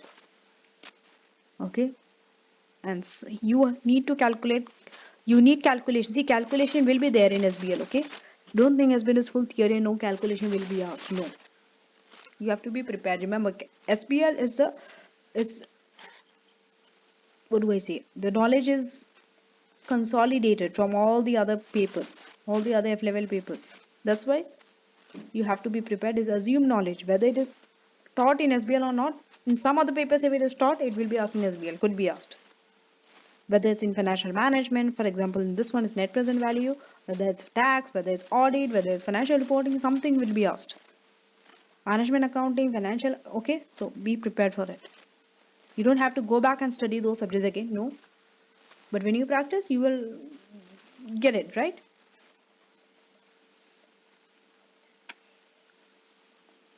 Sometimes you might have to present your answers like this in a table form, right, with different columns and rows. So make sure that you do that. You know how to do it, right? So marking scheme is given, right? Marking scheme. So this is the marking scheme. They didn't give you the full-fledged answer, please. So here is the second specimen 2. It's about a rail company. Similar. You see here. Did you see the similarity with specimen 1? Background of the company. Then they will give you the exhibit, and then the detail exhibit. Obviously, requirements they will give you, and then the detail exhibit. The requirements. The list of requirements they will give you. So they have given you. You see. Exhibit 1, 2, 3, 4, 5, 6. Here also 6 exhibit. And then they will give you the task, the requirements to do with the professional marks. So this format is similar. Then they will give you the detail exhibit like this. You see, picture is given. They can give you picture like this. Mission statement. There are committees. Then the newspaper article like this. You see, it could be like this also. It could be in many different format. I've already mentioned. This one is what? Their mission statement. 2 is newspaper article. It could be press release, newspaper article, website stuff. Okay, board meetings, minute meetings, right? Then here, person specification. Then here it is from Excel. They can give you like this also. So exhibit could be in many different formats, right? You have to be prepared. So that's it. The rest is the past exam papers from September 2018 up to March, June 2000. I think September, December 2020. Yeah. So this is how questions will be asked in SBL. So hope you find this useful. Okay, and you will implement this when you are doing SBL.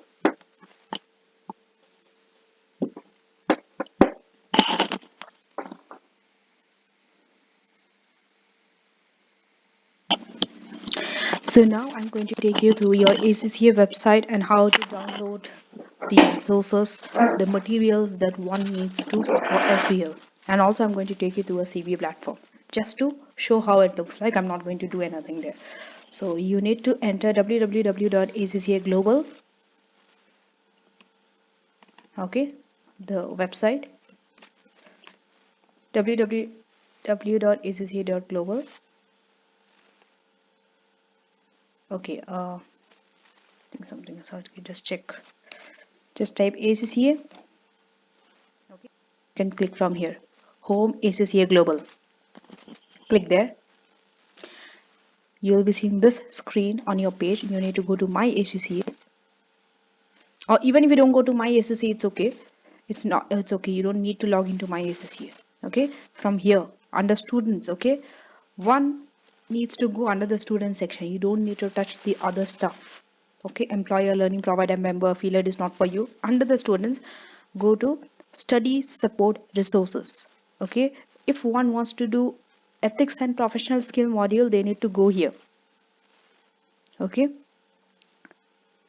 but for all the materials of your ACCA from F1 to last paper, the P-level papers, one needs to open study support resources. Okay, so this shows that one needs to be registered, okay, with ACCA. Okay, you need to have registered online, okay, on ACCA, with ACCA. Okay, you need to have an account. So study support resources. Okay, under this you'll be seeing this ACCA qualification foundation level and diploma IFR. You need to open ACCA qualification. Okay, so under ACCA qualification you see all the papers are there, starting from business and technology ending to advanced audit and assurance. Okay, what we need to look is SBL, strategic business leader. Likewise, you can do this for other papers also. Okay. The reason I'm doing this is to show, especially for those who are first time, okay, who is coming to the ACCA first time, who needs to have a thought whether they have to do ACCA or not, because most of the time SBL is seen to be the first paper the students attempt, okay, whether knowingly or unknowingly. So here you see introduction, how do you plan your study, the examining team, what does they say, their reports and all, professional skills, syllabus.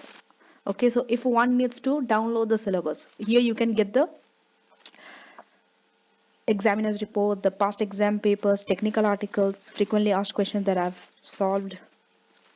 So here, if one needs to go to the syllabus, if you want to download, go to syllabus, click there. Here you need to click. One needs to click here. Okay, when you click, your syllabus will be downloaded. Okay, okay, I will show you. Click here. See, open the file. So you see, it's downloaded here. I've already went through this in the beginning of the video. All the article things, all these things are there. Okay, so download and keep it with you. Now you need to go back. So that's about the syllabus. Okay, also the changes in syllabus will be there in that syllabus. So one needs to go to the syllabus and check. The next thing is, okay, you need to go to, what is it? So syllabus part is over. Examiner's report here. One can download the examiner's report according to the dates. You see here, you can download. Okay, we'll just go and check how one examiner's report looks like. We'll go to the latest one. All the years you have to say. It's not compulsory that you have to see all the years. Okay, once you get an idea, okay, so this is how your examiner's report will look like.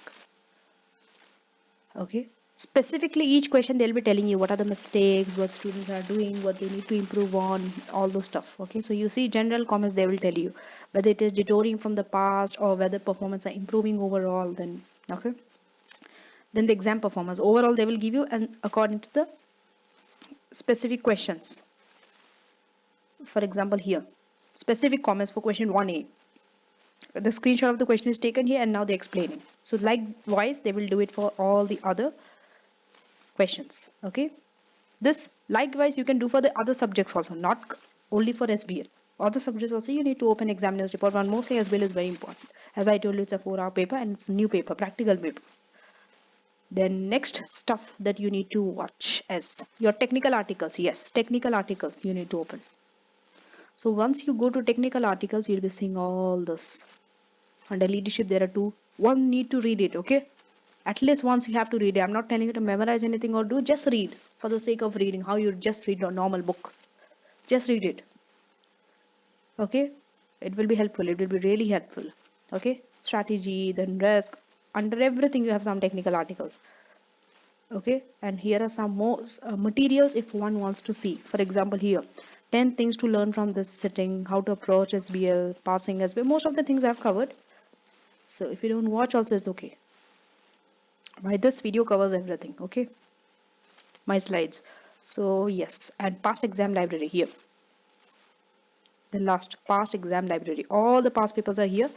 If you see this old past papers, I'm sorry, I think it's this September 18, December 18, 19, 20, all this are in your revision kit. But the ones which are not there in the revision kit also you have to attempt. Those are the latest one. Okay, for example, March in 2021. These are not there. One need to open up the ACCA website to go through that. Okay, and answers are also there. Okay, I will take you through the answer of one just to show you the length of the answer that one needs to write. Obviously, your answers will be less than the answer that is given because they suggest really long answers. Just see. First one is report. Okay, so they are writing. Just see the length. 1.5 page almost. For A, B is also half a page. So likewise, you see, this is the length that one needs to write. I'm just scrolling to show you an idea. These are the marking scheme. When you go through the marking scheme, specifically, they will not write in full sentences. Full answer is written before. Okay, some of you might not be able to understand from the answer how to write the answer.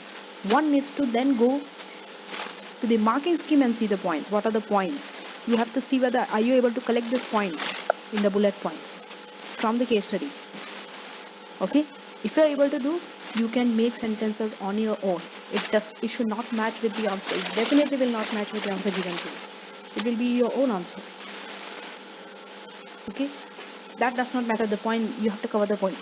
Okay, so marking scheme you will get from here. Here they have told you up to 2 marks for well explained points and how the professional skill is given and all.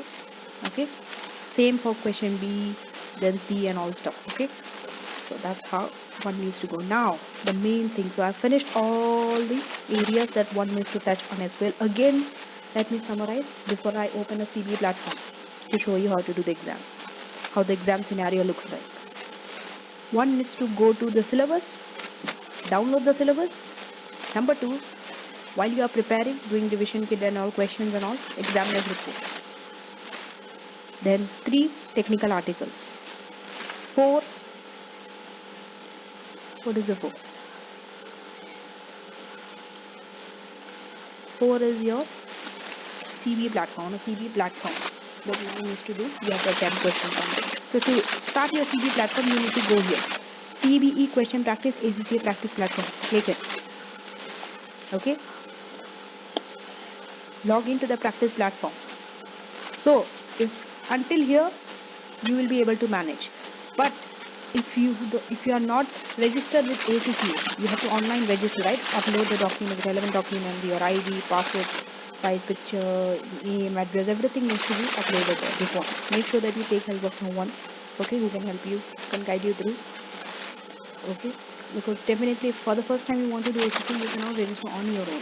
So there are stuff that is needed, and if you are opting for exemption, okay, 9 papers, 7 papers, whatever it is, you need to upload a document there. You have to get a document from your college saying you are exempted from this paper because you have done some courses.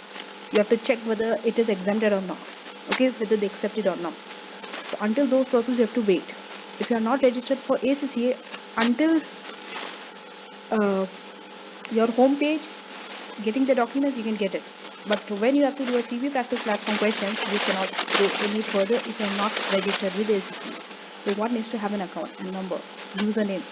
Okay, so I will be using my username. It's already there.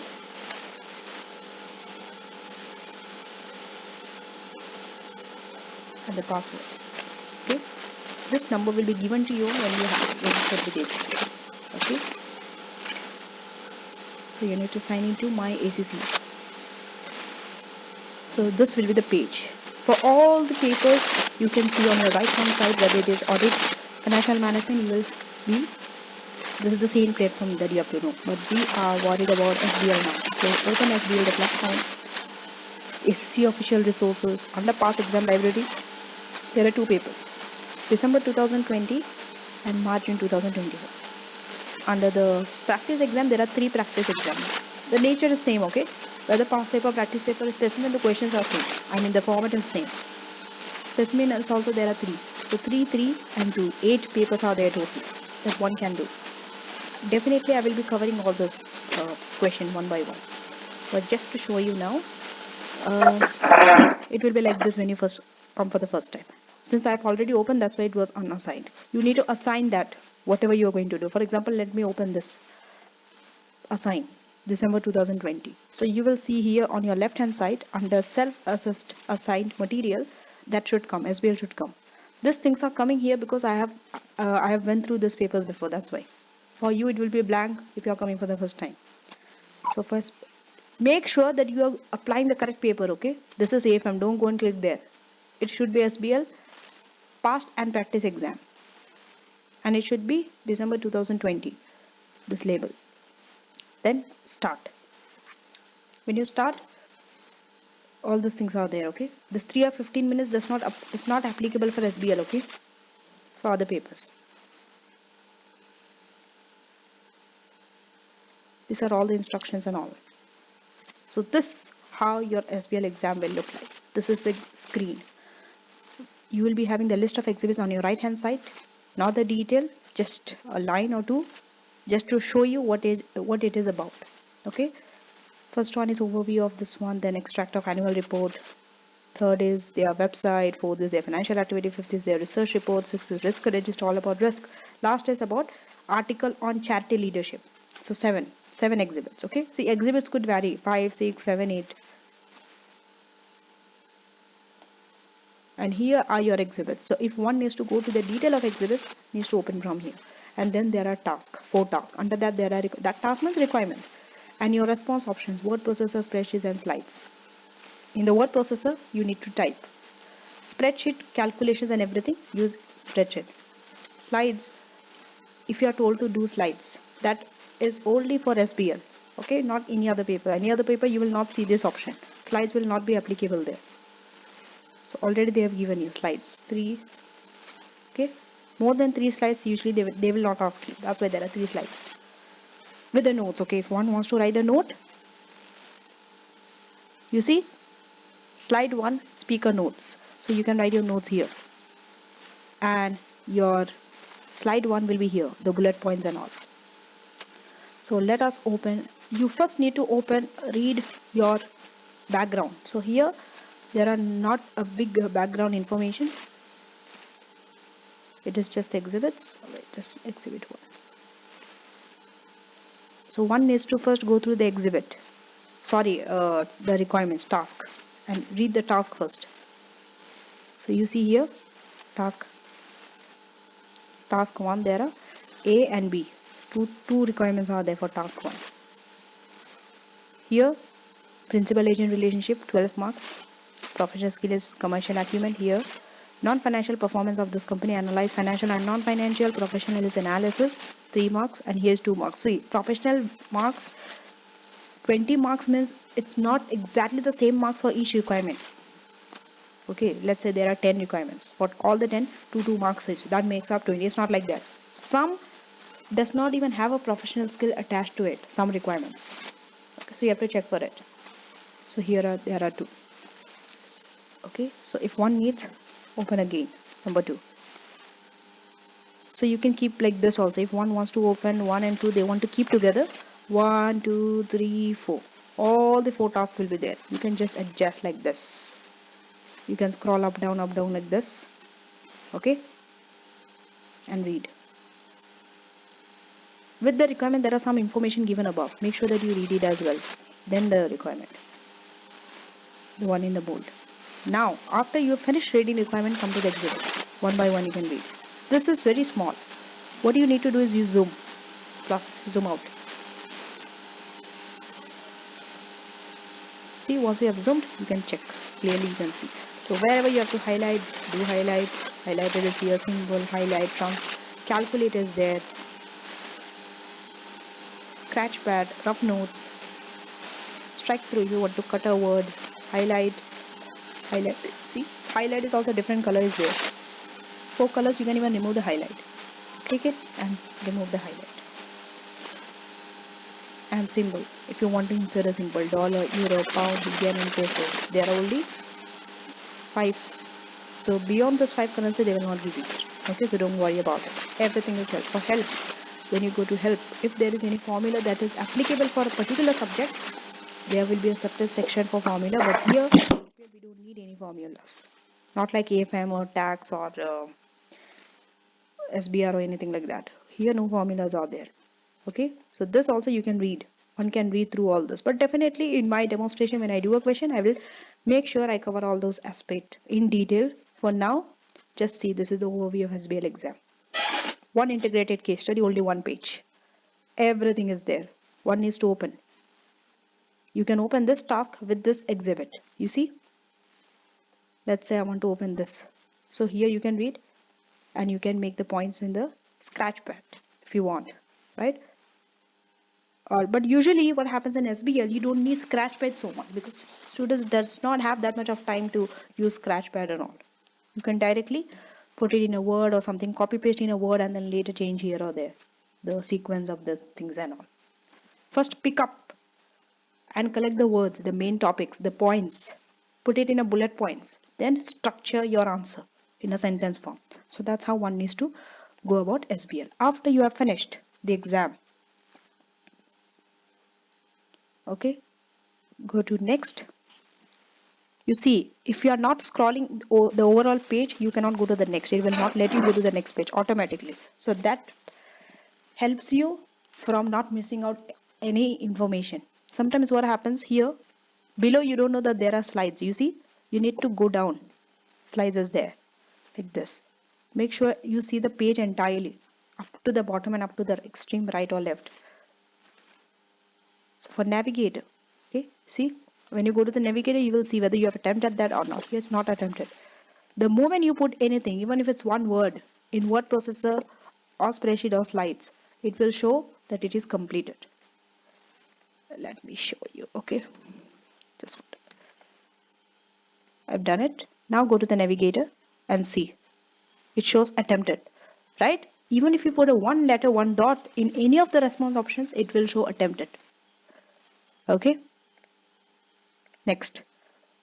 So when you want to finish the exam, make sure that this comes as attempted. It should be. If it says in red not attempted, that means you haven't completed the question. It's empty. End exam. Okay. Yes. Yes. So you need to exit. One is to exit. How will you know your marks? How to check? Go to the result. Sorry, go to the marks. All these are other subjects. I have to go to SBL past and practice exam and open up the self mark. So here, when once go to the self mark, you see, when you need to expand this. You see your response, you will see on this side, whether it's under word processor, spreadsheet or slides. No answer, you didn't answer anything, that's why it's blank. But normally they will not give you marks. Even if you have attempted 100%, you will get 0. Because if it's some MCQs and all, yes, you have to mark here yourself. Basically you have to give marks for yourself. When you come here, add a description, okay, something, you have to mark yourself. They will not mark it for you. But here one good thing is at least a marking scheme alongside your answer.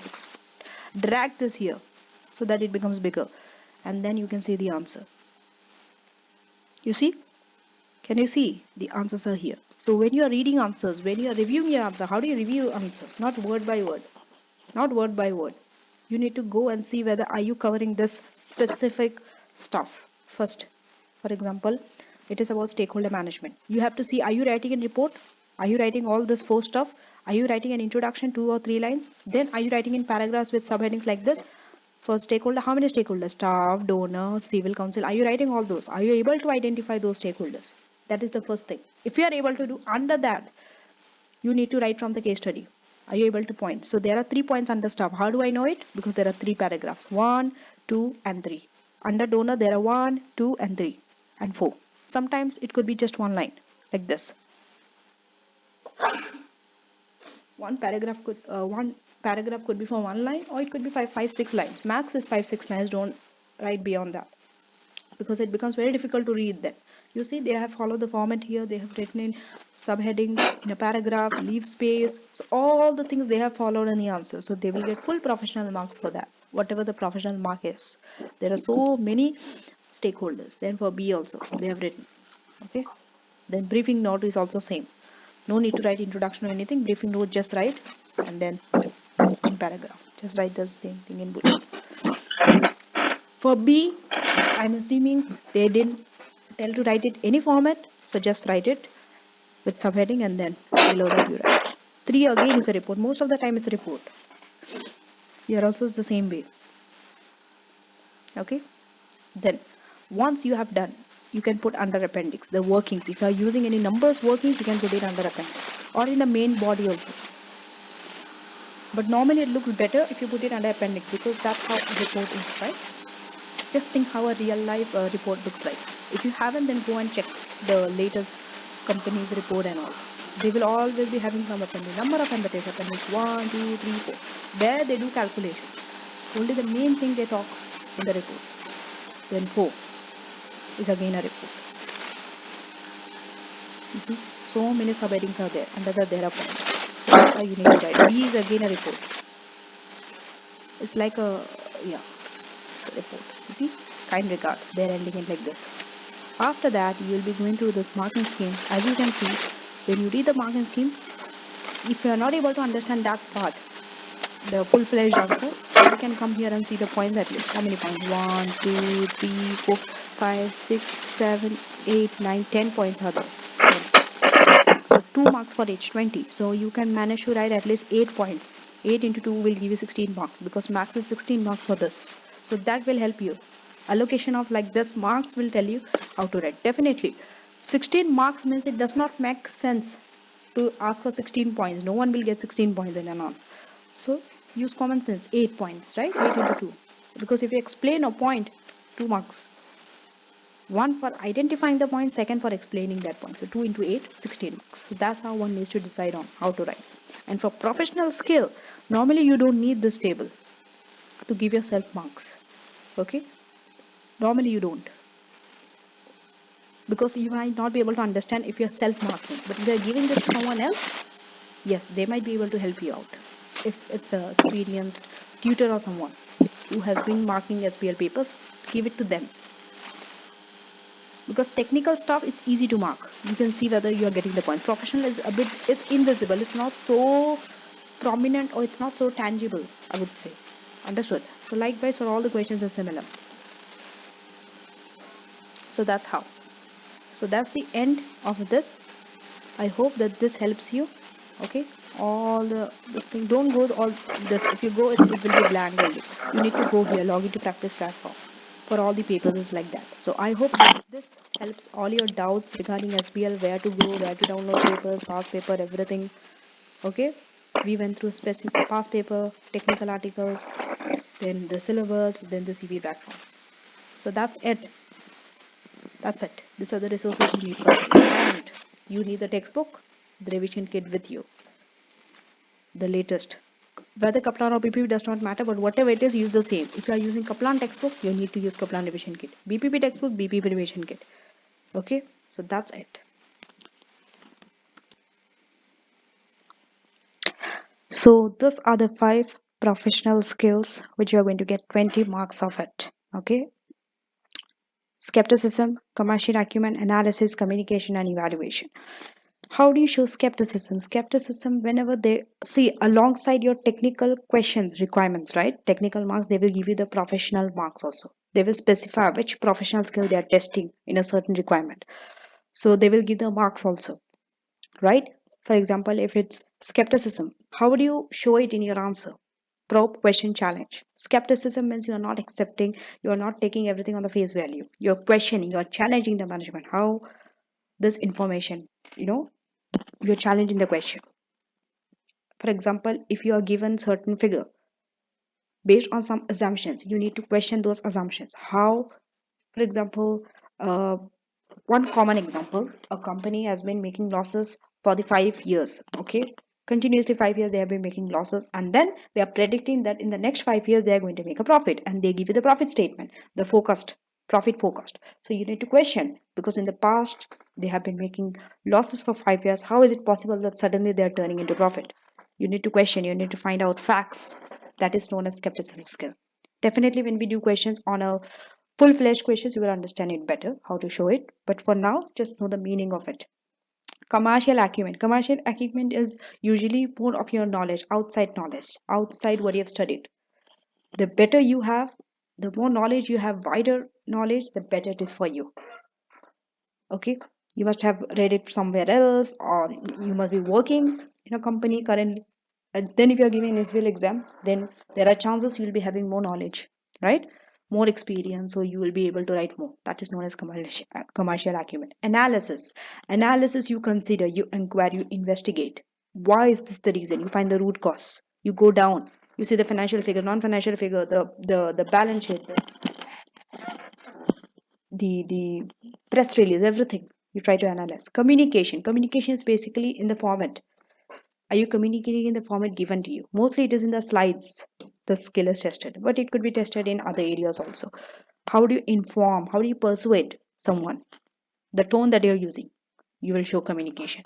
Evaluation means pros and cons. Basically, you are weighing the pros and the cons, and then you are, assessing. So that's evaluation. Now, how do you deal with the volume of information, the case? Because information is so big. So the case contains this stuff. The intro section, that's the background of the case, which you need to read first. As soon as you open the paper, you need to read that first.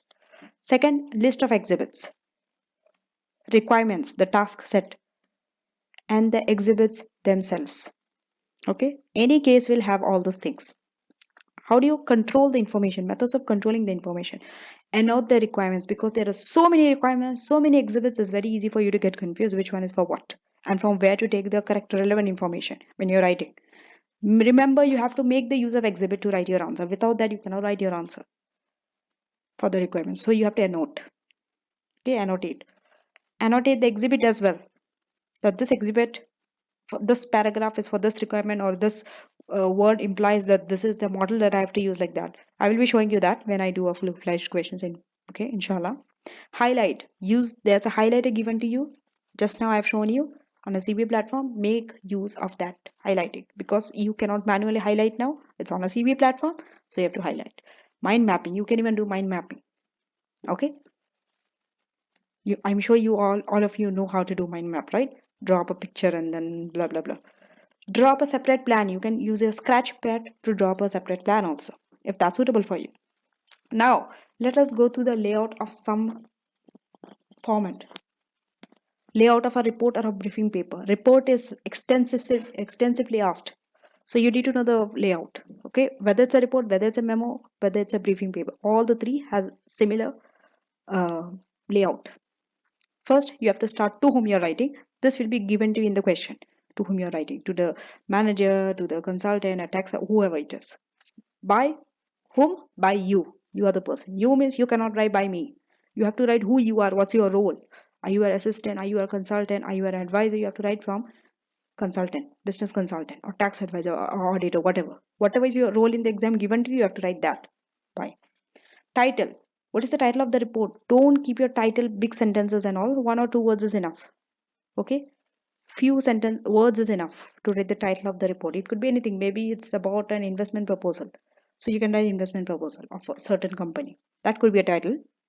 Date, write the date of your exam. Write the date that you are going to get your exam paper. Write that date.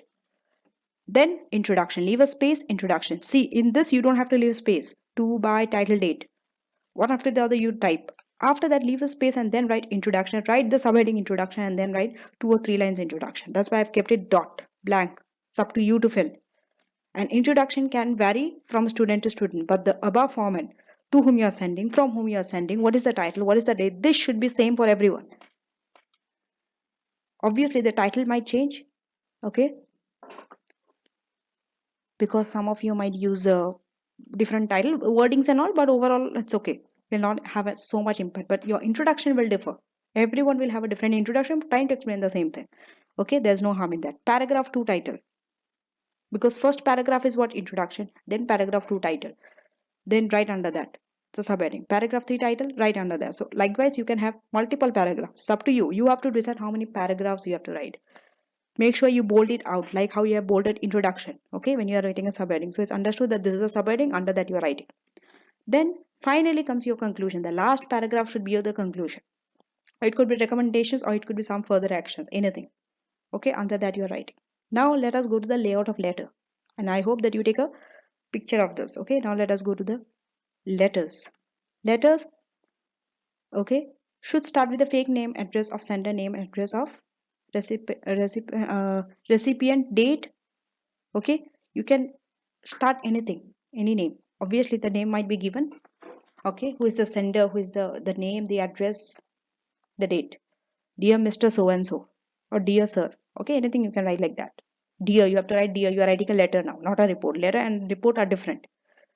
Okay, concerning what the letter is about, you need to write it in bold. What is the letter about? Is it about an investment appraisal? Is it about risk management? Is it about some audit issues? Whatever it is. Okay, letter. Divide it into paragraphs, but not usually numbered. Never number your paragraphs 1, 2, 3, 4 like that. Not in bullet points also. Finish off with something like this. You need to finish off like this, the letter. If you need any further information, please do not hesitate to contact me. Add this line. Okay, this is a taggy line. Everyone includes it, right? If the letter starts with dear sir, it's usual to end it your faithfully. Okay, dear sir, your faithfully. If it starts with dear M, that means it could be dear anything. Then dear M, X, Y, anything, or Mrs. It's common to end it yours sincerely. Okay, now, so this is the layout. Okay, now let us start with what? Let us start with press release. What is the layout for the press release?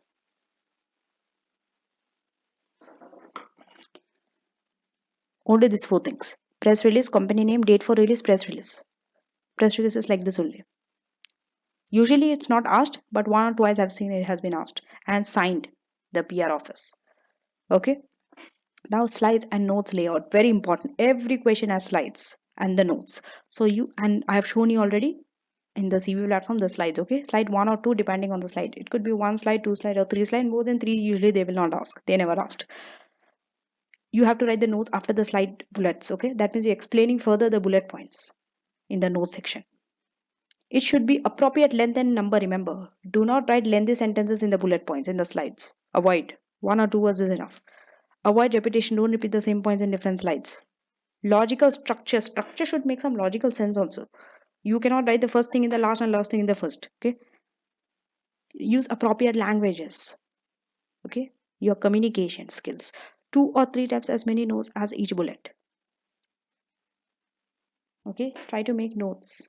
For one bullet, try to make 2 or 3 notes for one bullet. Okay. Writing tips 1. Now these are the writing tips how to write a solid answer. Number 1, spacing. Use space. The marker needs to understand, the examiner needs to understand where you are finishing, where you are starting the next point. When you're finishing a requirement, they need to know where exactly is that dot, that finish line. That's why you have to use space and you have to be very clear. Second, intro, conclusion. Something has to be there. Introduction, conclusion has to be given. Okay? Because without that, it does not look professional. I mean, through your introduction, someone will be able to know what is the report about, even if they don't read it in length. And through your conclusion, they will know what is the final action that has been taken. That's why your introduction and your conclusion has to be very good. Okay? And you have to underline them also. Bold. It has to be shown. Stand out in your answer. Okay? Like I have bolded out intro and concluding, you have to bold it out like that. Remember, the marker will never look out for them. You have to show them that it's prominent, that this is the introduction, this is the conclusion, this is the middle part. You have to show that. How are you going to show it? You either highlight. Highlight is not effective way, I would say. You can bold it out, underline, or do anything. But it has to be seen to the marker. You have to make sure. Okay, and don't worry about the font. Has to be, font is already given, it's fixed. One font. You don't have to change the style of the format. Okay, you don't have to make it too big or small. Okay, whatever the font size and the format, it's okay. Examiner will understand with that. So for that, you don't have to worry. Okay, define. You have to define. Defining what? Definition. See, examining team told you don't have to define. You are not going to receive marks for definition. But for certain areas, definition is very important. Without defining, you will not be able to explain. There are certain things like that. Okay, but if you feel that defining in that case is worthwhile, define it. Otherwise, don't. Okay, if you find it's useful for the user reader. Okay, writing tips too. For example, some words are very tough, like some terminologies are used in certain field. If you have to explain it to the general public, you first have to start with the definition of that thing. Then you have to keep on explaining. Okay, for example, big data. If you have to explain what is big data, you first have to give definition without before giving advantages of big data. Okay, writing tips too, but keep your definition short. Avoid harsh or definite language. Many students don't know about this. Yes, it's true. You have your opinion. It's an open-ended question. You can write yes, no, you don't have to give. But you cannot use harsh languages. Your languages has to be soft, spoken. Okay, you are a candidate after all, who is going to be qualified for an ACCA. You cannot use harsh languages. How are you going to write a report in a harsh language? If you actually have to do it in the real world scenario, you cannot. And you cannot be even sure also in many cases. So you cannot give 100% guarantee definitely it will happen. Surely you have to avoid such words like surely, definitely, of course. You cannot use these words. Avoid. Okay, because business is very uncertain. You can just recommend based on what you have did, the facts, the findings, but you cannot say surely, definitely it will have. No. 80-20 principle. What is 80-20 principle says? Above point says there are no correct answer. There is not a single correct answer in SBL you will get. All the answers are different, but all are correct in their own. That's why SBL is a, I would say, you can never predict actually whether you will pass or fail based on the answer. Some other areas, yes, technical knowledge is there. You can at least expect something that this is how my exam went. But SBL, you cannot say like that because you are free to write your own assessment. Okay. That's why you will see your answer will never match with the answers given to you. Don't worry about it. Make sure it's checked by someone who has the authority to check, who has done SBL before, and who can actually guide you. Not everyone can mark your SBL answer. Okay. Definitely, I would say your friend is not a good person because your friend is also in the same boat with you. He or she also does not know whether their answers are correct or not. So it's not advisable to give them to mark. Maybe someone senior to you who has done, you can give. But I am not marking the SBL papers. I'm sorry. Okay, I'm not doing it. But definitely, I can help you to guide wherever you mistakes. You can let me know. I can tell you, but I'm not going to mark a full-fledged question. It's not possible for me due to time constraint. I have uh, lots of things, right? Based for on ACC only, I have lots of things, not my personal work. Okay, I'm not talking about my personal work. That's also there, but that's aside. Talking about the professional work, I have lots of things to upload on the YouTube channel, not just SBL, other subjects also I'm planning. So I'm not able to mark full-fledged this thing because, to be honest with you, if I have to mark a paper, SBL will take me 3 to 4 days. SBL is that big. I have to read all. First, I have to read the case study, the question, all the exhibits. Then only I can read your answer. So it's very time consuming. Okay, but you can give someone else who is there to mark. Now, answer plan briefly. This is your answer plan. This should be your answer plan. Read questions twice. Read the questions twice to look for what you are looking for, not just once. You're not wasting time by reading twice.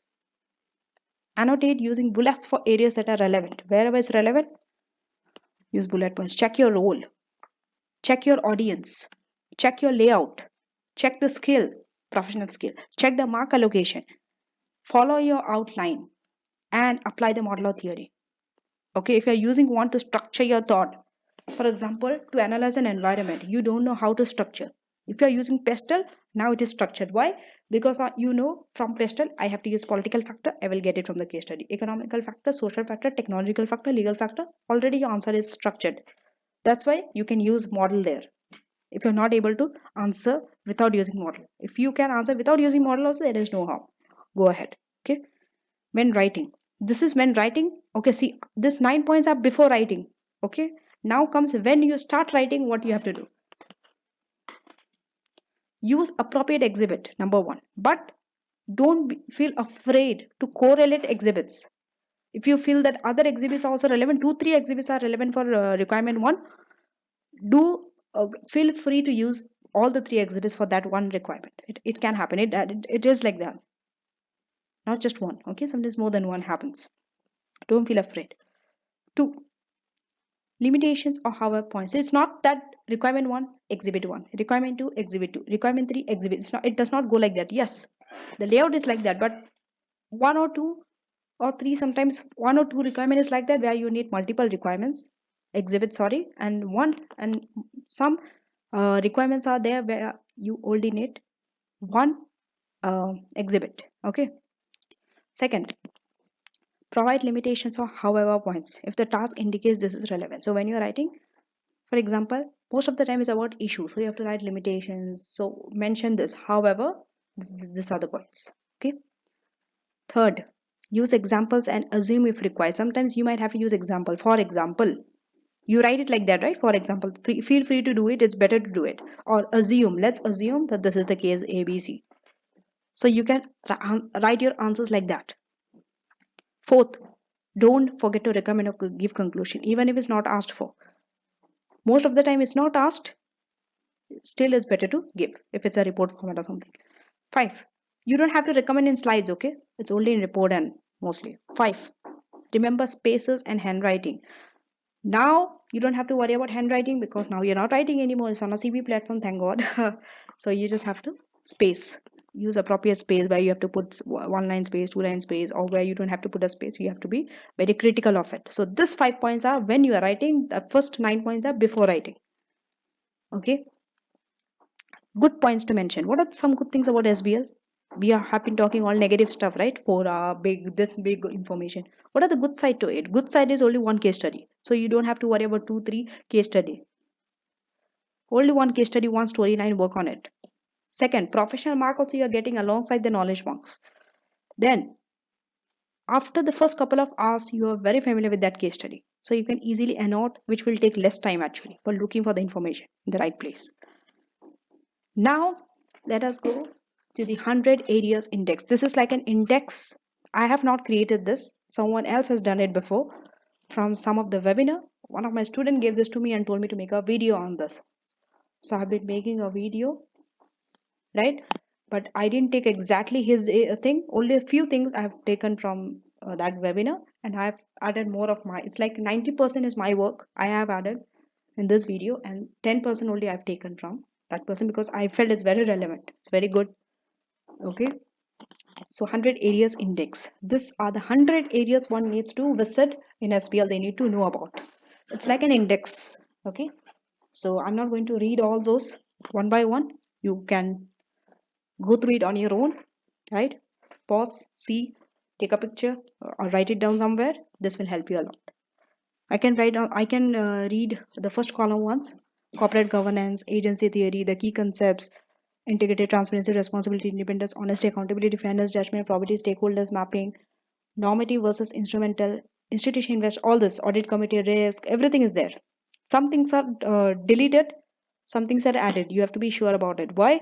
Because the new syllabus. So make sure it's there or not. Because this is taken, I think, 2018 or 19.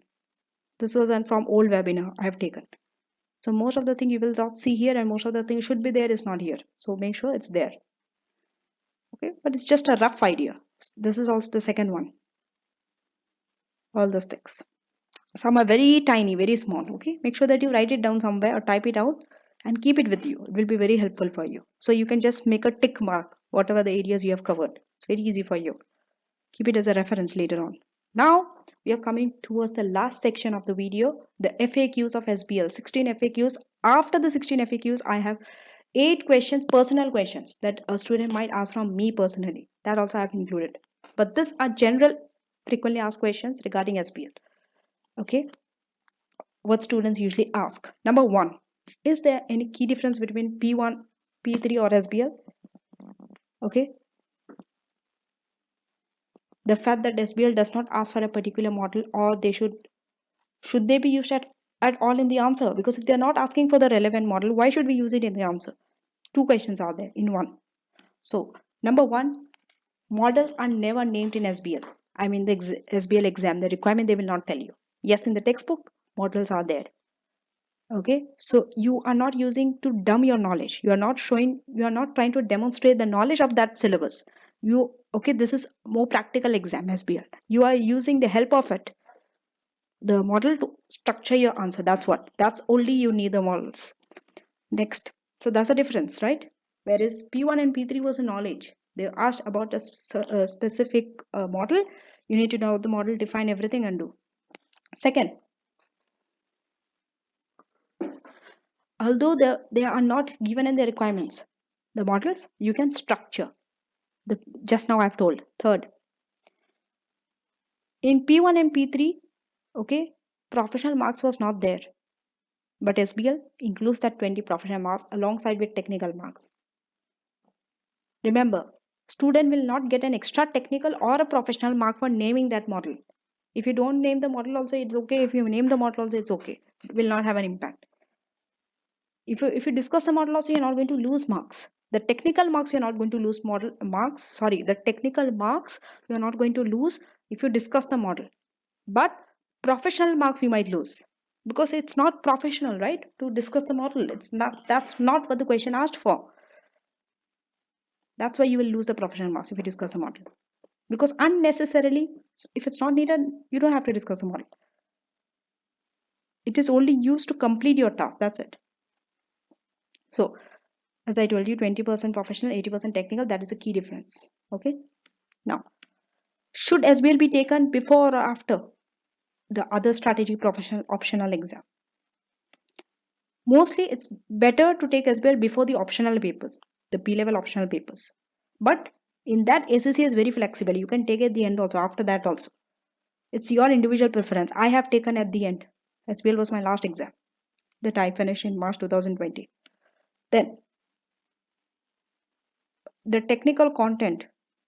Okay, why you have to give it before? Another reason why SBL if you give before is good. It's not good, I would say, but the reason they're giving reasons to give before is technical content that is needed for SBL is taken from all the applied skill and knowledge skill level paper from F1 to F9. So that's why they tell as soon as you finish all the 9 papers, F level papers, go for SBL because your knowledge is fresh, no, of F level papers. But if you give at the end also, it will not matter so much. It will not have an impact on your marks or anything like that. So it makes sense in that way. Technical sense, technically yes, you can do SBL immediately after finishing this one. Before you choose your own specific skill further in the option. See, because when you're choosing option, option is basically your skill that you want to develop. It's very specific, very narrow. But SBL is a wide thing. Okay. So yeah. Third, will past exam questions be available on ACCA website? And is there any value using them for SBL? No. Don't use P1 and P3 past paper for SBL preparation. Don't. Okay, it's not available in the ACCA. ACCA have only the SBL exams. Okay, ACCA website. 4. Why the two specimens are different, 1 and 2? The differences are in the scope of the information. Some is more, some is less. The information provided and the task. Some are more and some is more, some is less. But overall it's the same. The layout is same. They have the exhibits, they have the background, they have the task set.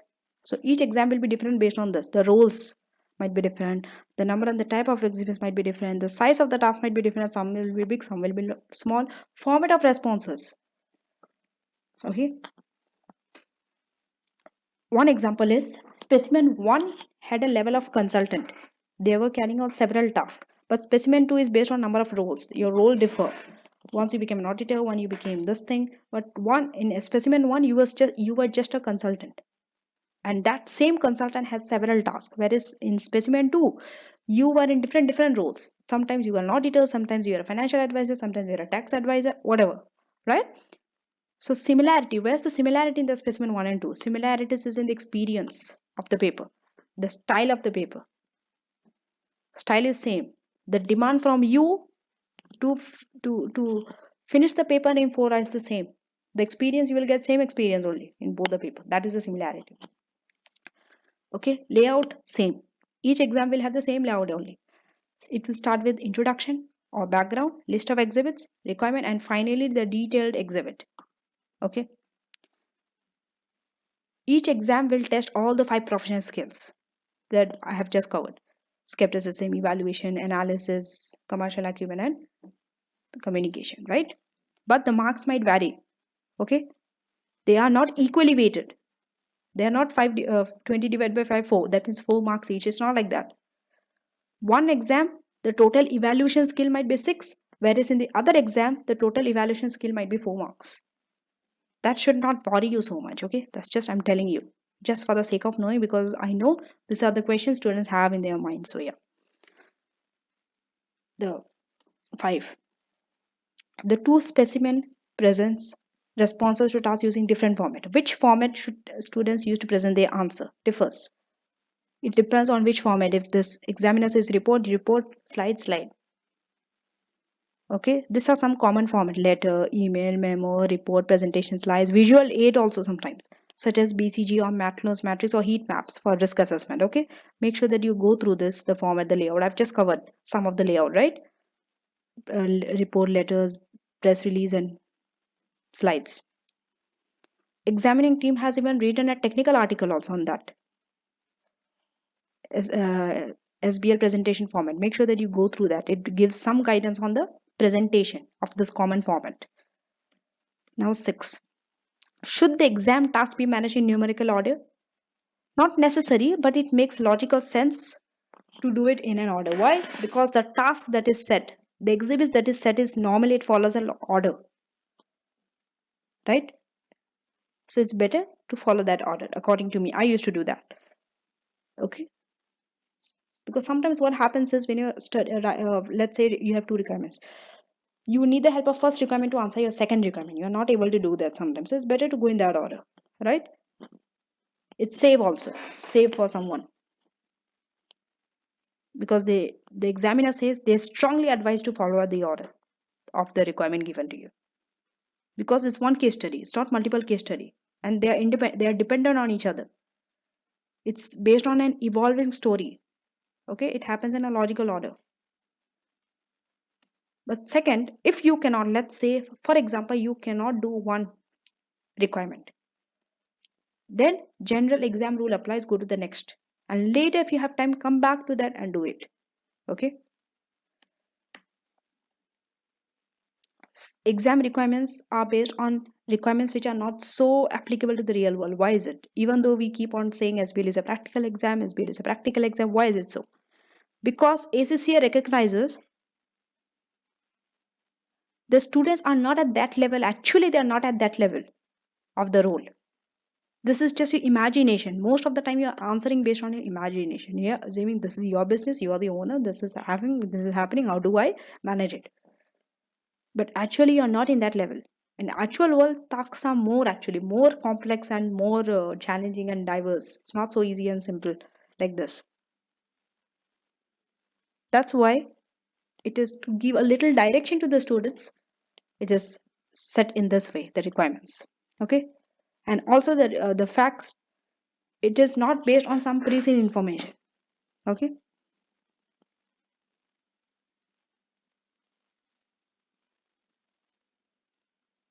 because in real world also you will be seeing managers giving some guidance to the employees, right, to carry out some task.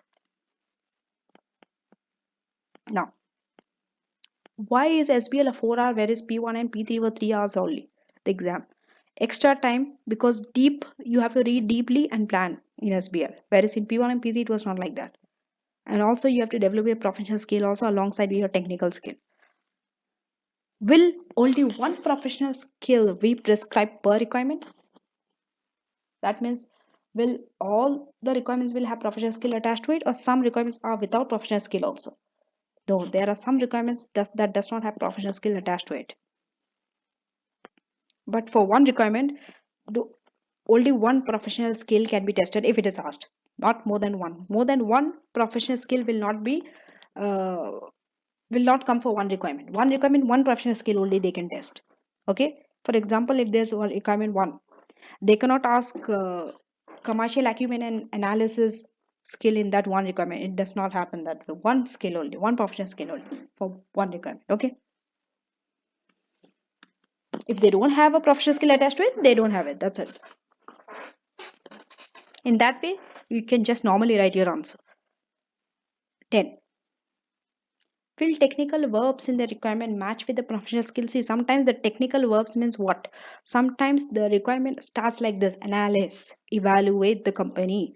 But professional skill is something else. Professional skill is not evaluation. It is, let's say, skepticism. But the verb says evaluate. So how does one do that? How does one answer such questions? See, you are evaluating. How are you evaluating? You are giving the pros and the cons. Correct? Technical skill.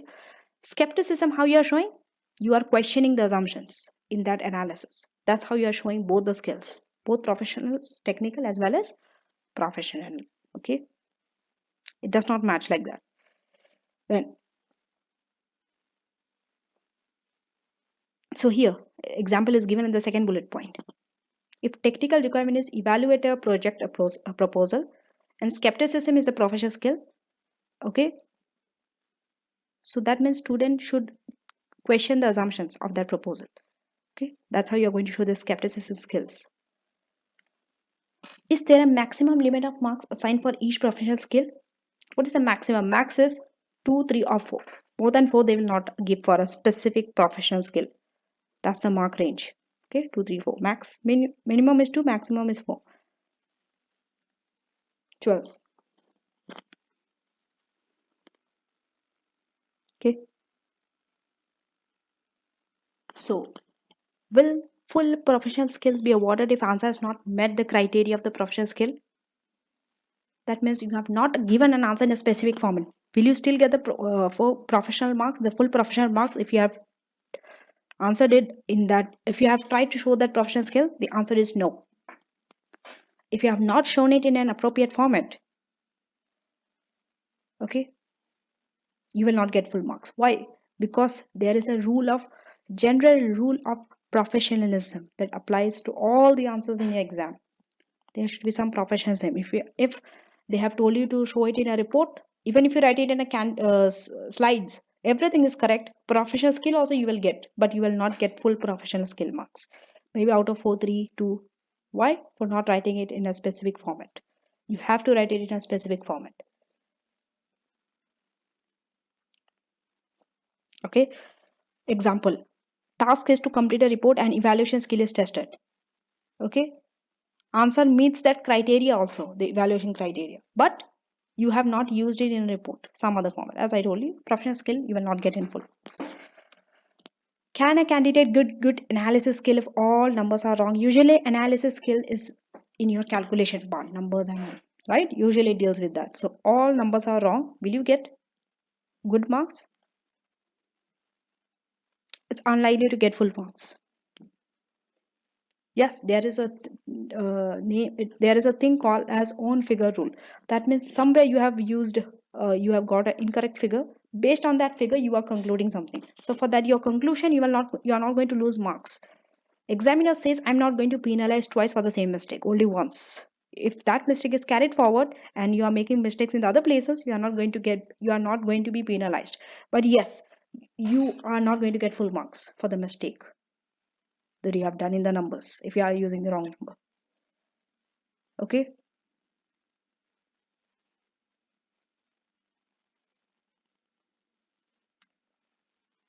Because usually good analysis means what? You are using the correct data. Number has to be correct. Okay. How will students who have not worked before demonstrate this commercial acumen? Just, it's very simple. Just read global business news or publishers, they publish material with some real life example. Read those, and it is encouraged that you do the ethics and professional skills module before you attempt SBL. You can do it after also. It does not matter so much, but it's better. It's encouraged to do it. Can students start to write in the answer booklet from the start of the 4 hour? No, you cannot write. I mean, not the answer. If some plan on all, yes, because you first need to read the requirements, the exhibits. You need to plan your answer in the first hour. Okay, but yes, in any strategic professional exam, they give you 3 or 15 minutes, but nowhere they say this is the reading time, this is the writing time. So there is no distinction in that. So in that 4 hour, it's up to you whatever you do. You read, you write, that you can do it anytime. Okay, but for SBL, 1 hour read or 40 minutes. Try to annotate, read, annotate the question paper, make notes, start to make plan. You can do all this in the answer booklet. Should students be advised to write answer plans in the answer booklet? Why not? In SPL, you are encouraged to do that. Usually, you don't have to make an answer plan for other papers because whatever they ask, you just answer knowledge based, right? Technical knowledge. But here, yes, you can make a plan. It's advisable to do. You should advise them. You are advised to do this in the answer booklet itself, not anywhere else. Why? Because it's visible to the marker. But now, since it's on a CB platform, you have a scratch pad, you can do it there. Now we have come towards the end of the video. I have discussed everything. Let me summarize whatever I have discussed. I have went through the syllabus, changes in the syllabus, the revision kit, the CB platform, all the resources that you need, good answer, things which you should not do, the revision kit, the textbook, the 100 index, 100 areas index, how to write a good answer, how to manage the time, the volume of the information, the case study, what to do in the first hour. Everything I've discussed. How many hours you have to sit and study for SBL. I think everything I've discussed in this video. So now we have come towards the end. The end is more queries. These are some more queries that students often ask me on one-to-one basis, like personally they ask me.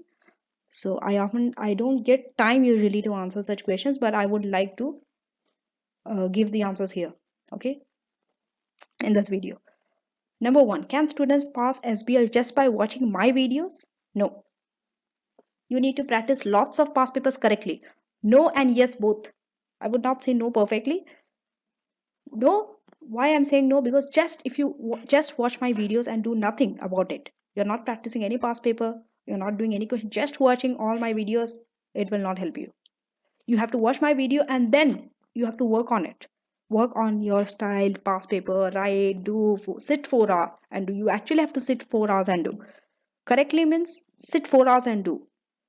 Not just read the answer and just say in the exam, okay, I have done 10 past papers. But in the 10 past papers, you're just reading the answer. You're not writing anything. You didn't sit for 4 hours and do anything. It's not called doing past paper. You're just cheating on yourself. You're supposed to write, do it on your own. Don't worry even if the answer is wrong. Go ahead and have the courage to make that mistake and learn from it. The faster you make a mistake, the faster you can learn and correct yourself before it's too late. Before you actually come to the real exam, you cannot experiment there. You have to experiment on yourself from day one. So do past papers correctly. Lots of past paper. There's no limit to it. So do the past paper correctly and then you're watching my videos alongside with it. Yes, definitely you'll pass because students have passed watching my videos. Not SBL because SBL is this is the first time I'm making a video on SBL like this. But definitely for AFM and SBR, yes, students did pass because you can check on the comments and some of them they message me personally saying that they have passed with their results and all. So yes, students do pass. And I remember one of my students, I think in SBR or AFM, I don't remember, I think SBR got 80%, up to 80% in the last sitting for December, not December, September exam, September sitting, September 2021. So yes, you can say students, I'm getting results, students are getting results from my videos, right? That's the reason I am here on the YouTube making videos for you, more and more videos. Otherwise, I would have not made if students are not passing. What's the use of me making videos if students are not passing? Actually the actual thing is students have to pass, so they are passing. That's the reason. Okay, so you don't have to worry about it and you don't have to be in a doubt whether students will pass or not, whether I will pass or not, or whether it's just a waste of time like any other videos that are there on the YouTube channel. Number two, will I be solving entire revision kit? I means me. Okay, I'm not talking about you. No, I'm not going to solve. I know I'm going to break a lot of heart on this, but I'm not going. Why? It's not needed. I have not done it. I've just skipped that part and I went to the past paper. So no, just do past paper, more than enough. And I've shown you also the revision kit. Why? What is the lacking with the actual past paper with the revision kit questions? Number three, did I pass SBL in first attempt and how much did I score? Yes, I passed in SBL in first attempt and I scored 56%. I think 56% is a very good score in SBL and also in first attempt. So yes. Did I do ethics, ethics and professional skills module? Actually, it's the other way around. It should be EPSM. Okay, I wrote ESPM. Okay, never mind. Did I do this model before or after SBL exam? I did it before SBL exam. If you do it after also, it does not matter. Okay, but before it's better actually. How many hours to study SBL? Very good question. Students often ask. No time limit. Some study in 2 hours, but that 2 hour is very effective. Some study 10 hours also is not effective. So it depends on your need, how long you usually can sit, what is your patient, what is your tolerance level. Depends person to person. Some can sit for long hours and study, some can just sit for 1 hour only. Some are working also. So based on your lifestyle, your capability, you have to decide this on your own. There is no fixed time limit. I cannot say if you study 3 hours every day, you are going to pass SBL. Or if you're going to study 10 hours every day, you're going to pass SBL. A student sitting for 3 hours and 10 hours, there's no difference. Okay. How will you know the difference? The difference is only in the result, the day of the result. Which one is effective? Whether it's a 3 hour or the 10 hour. You cannot say a 10-hour study is effective, more effective than a 3 hour study. No. I used to study less But whatever I study, it was effective study. My mobile phone switched off, no contact, nothing. During that 3 hour, but after that 3 hour, yes, I will do everything. I will talk with everyone. So be normal. Be okay. Don't try to be I don't, what do I say? Lock yourself in a room and then forget everything. That's not like it. That's not how life goes on. SBL is a part of life. You need to manage it with your everything else, all the activities. So yeah. 6. How many past paper specimen to attempt before SBL exam? See, according to my this thing, I am telling you minimum 3 to 4. Minimum. That means you cannot go below this. You cannot say one past paper and you can say I'm going to attempt SBL. You cannot just give 2 paper and give SBL. No, 1 or 2 will not help you to decide what is your style of writing. You will not be able to know. Minimum 3 to 4 should be there. Maximum it could be any limit. 10, 20, 30, 40, anything. Obviously 40 past papers are not there, but I'm just telling you, okay, to understand. How do you know that you are okay for SBL exam? It's very easy. Until you are comfortable with the style, until you are able to solve a full-fledged question in that 4 hour. Whether you are wrong or right, that's another thing. But at least you are able to annotate the exhibit with the requirement. You're able to get some points, even if not full. At least 50 or 60%. You are checking, you are reviewing your answer with the marking scheme. You are correct. That shows you are okay. 60 to 50% also, if you are correct from the marking scheme, that shows you are on the right track. You are okay. You are going in okay. You can never be 100% correct. Even I was not correct when I went, but I was somewhere comfortable. I was not worried. I was not tensed because I know I did multiple past papers. I'm now comfortable with it. I know the layout. I know the time. I know how to set the time and all. So it's okay. So yes, maximum it could be anything. I would say at least 10 past paper. And how many past paper? This question I have not included in the slide. I am asking you, and I am only answering. How many past paper a student needs to do one day? Only one past paper. You cannot attempt more than one past paper. Trust me. You will exhaust yourself. Don't overdo things before the exam. Not at the last minute. Why one past paper? It's see, one past paper itself is only 4 hours.